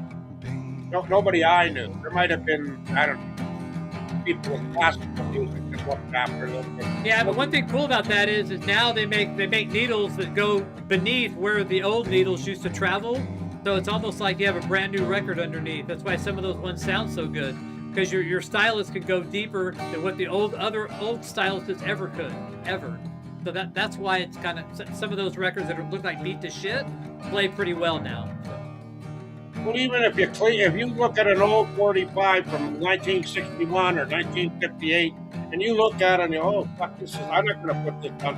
You clean it, you put it on, you're going to be surprised how good it sounds. Believe me. Well, I've cleaned thousands. They had better vinyl in the old days. It was in 72 or 74. They changed. I've sent you hundreds of records, Bobby. They're all clean. So yeah. None of you stand so tall. Gonna get you home. I could have sworn these would have gotten. I mean, there's been only no more than one or two people here all night, and mostly just one other person. And now YouTube decides to let me just go as long as I want. It's like crazy. It really just defeats every theory people. All right, I'm going to do Neil Young. We'll see if Neil Young can kill us. Well, she was just 17, and you know what I mean. And the way she What's your favorite Neil Young song, Bobby? What? Your favorite Neil Young song?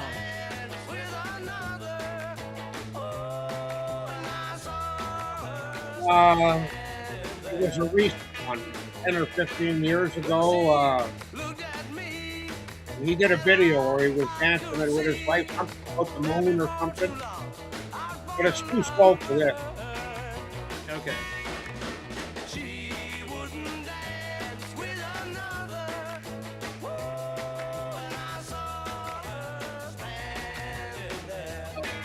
It'd have to be when he was with Buffalo Springfield.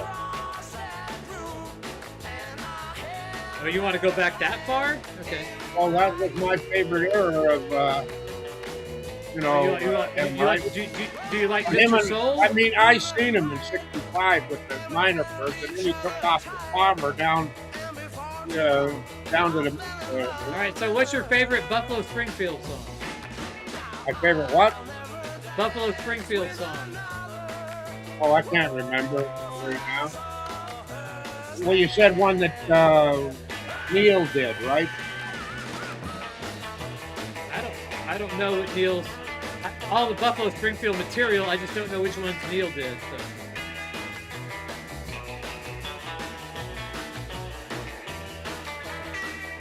No, not cinnamon.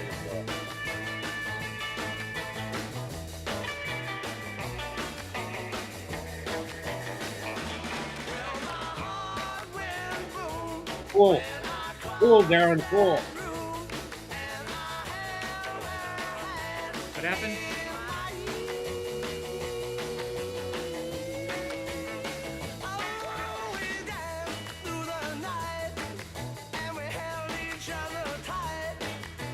Mr. Soul, that's the one.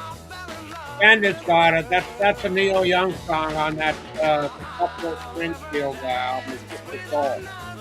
He wrote that. He did it. They got a video of him doing it too, you know.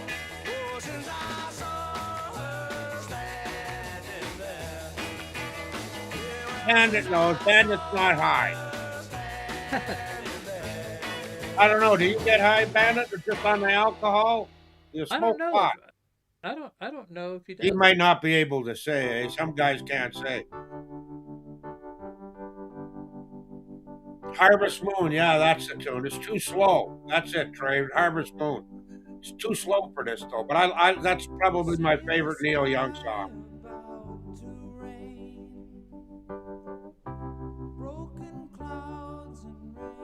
A lot of people think this is his best album on the beach, eh?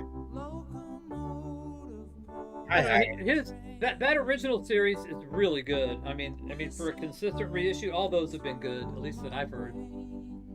I think I have a box I haven't even ripped yet.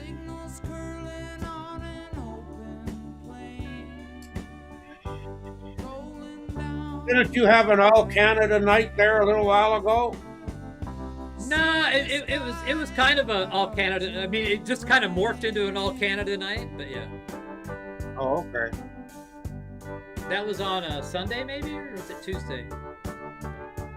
You don't smoke no more, eh? Oh, well.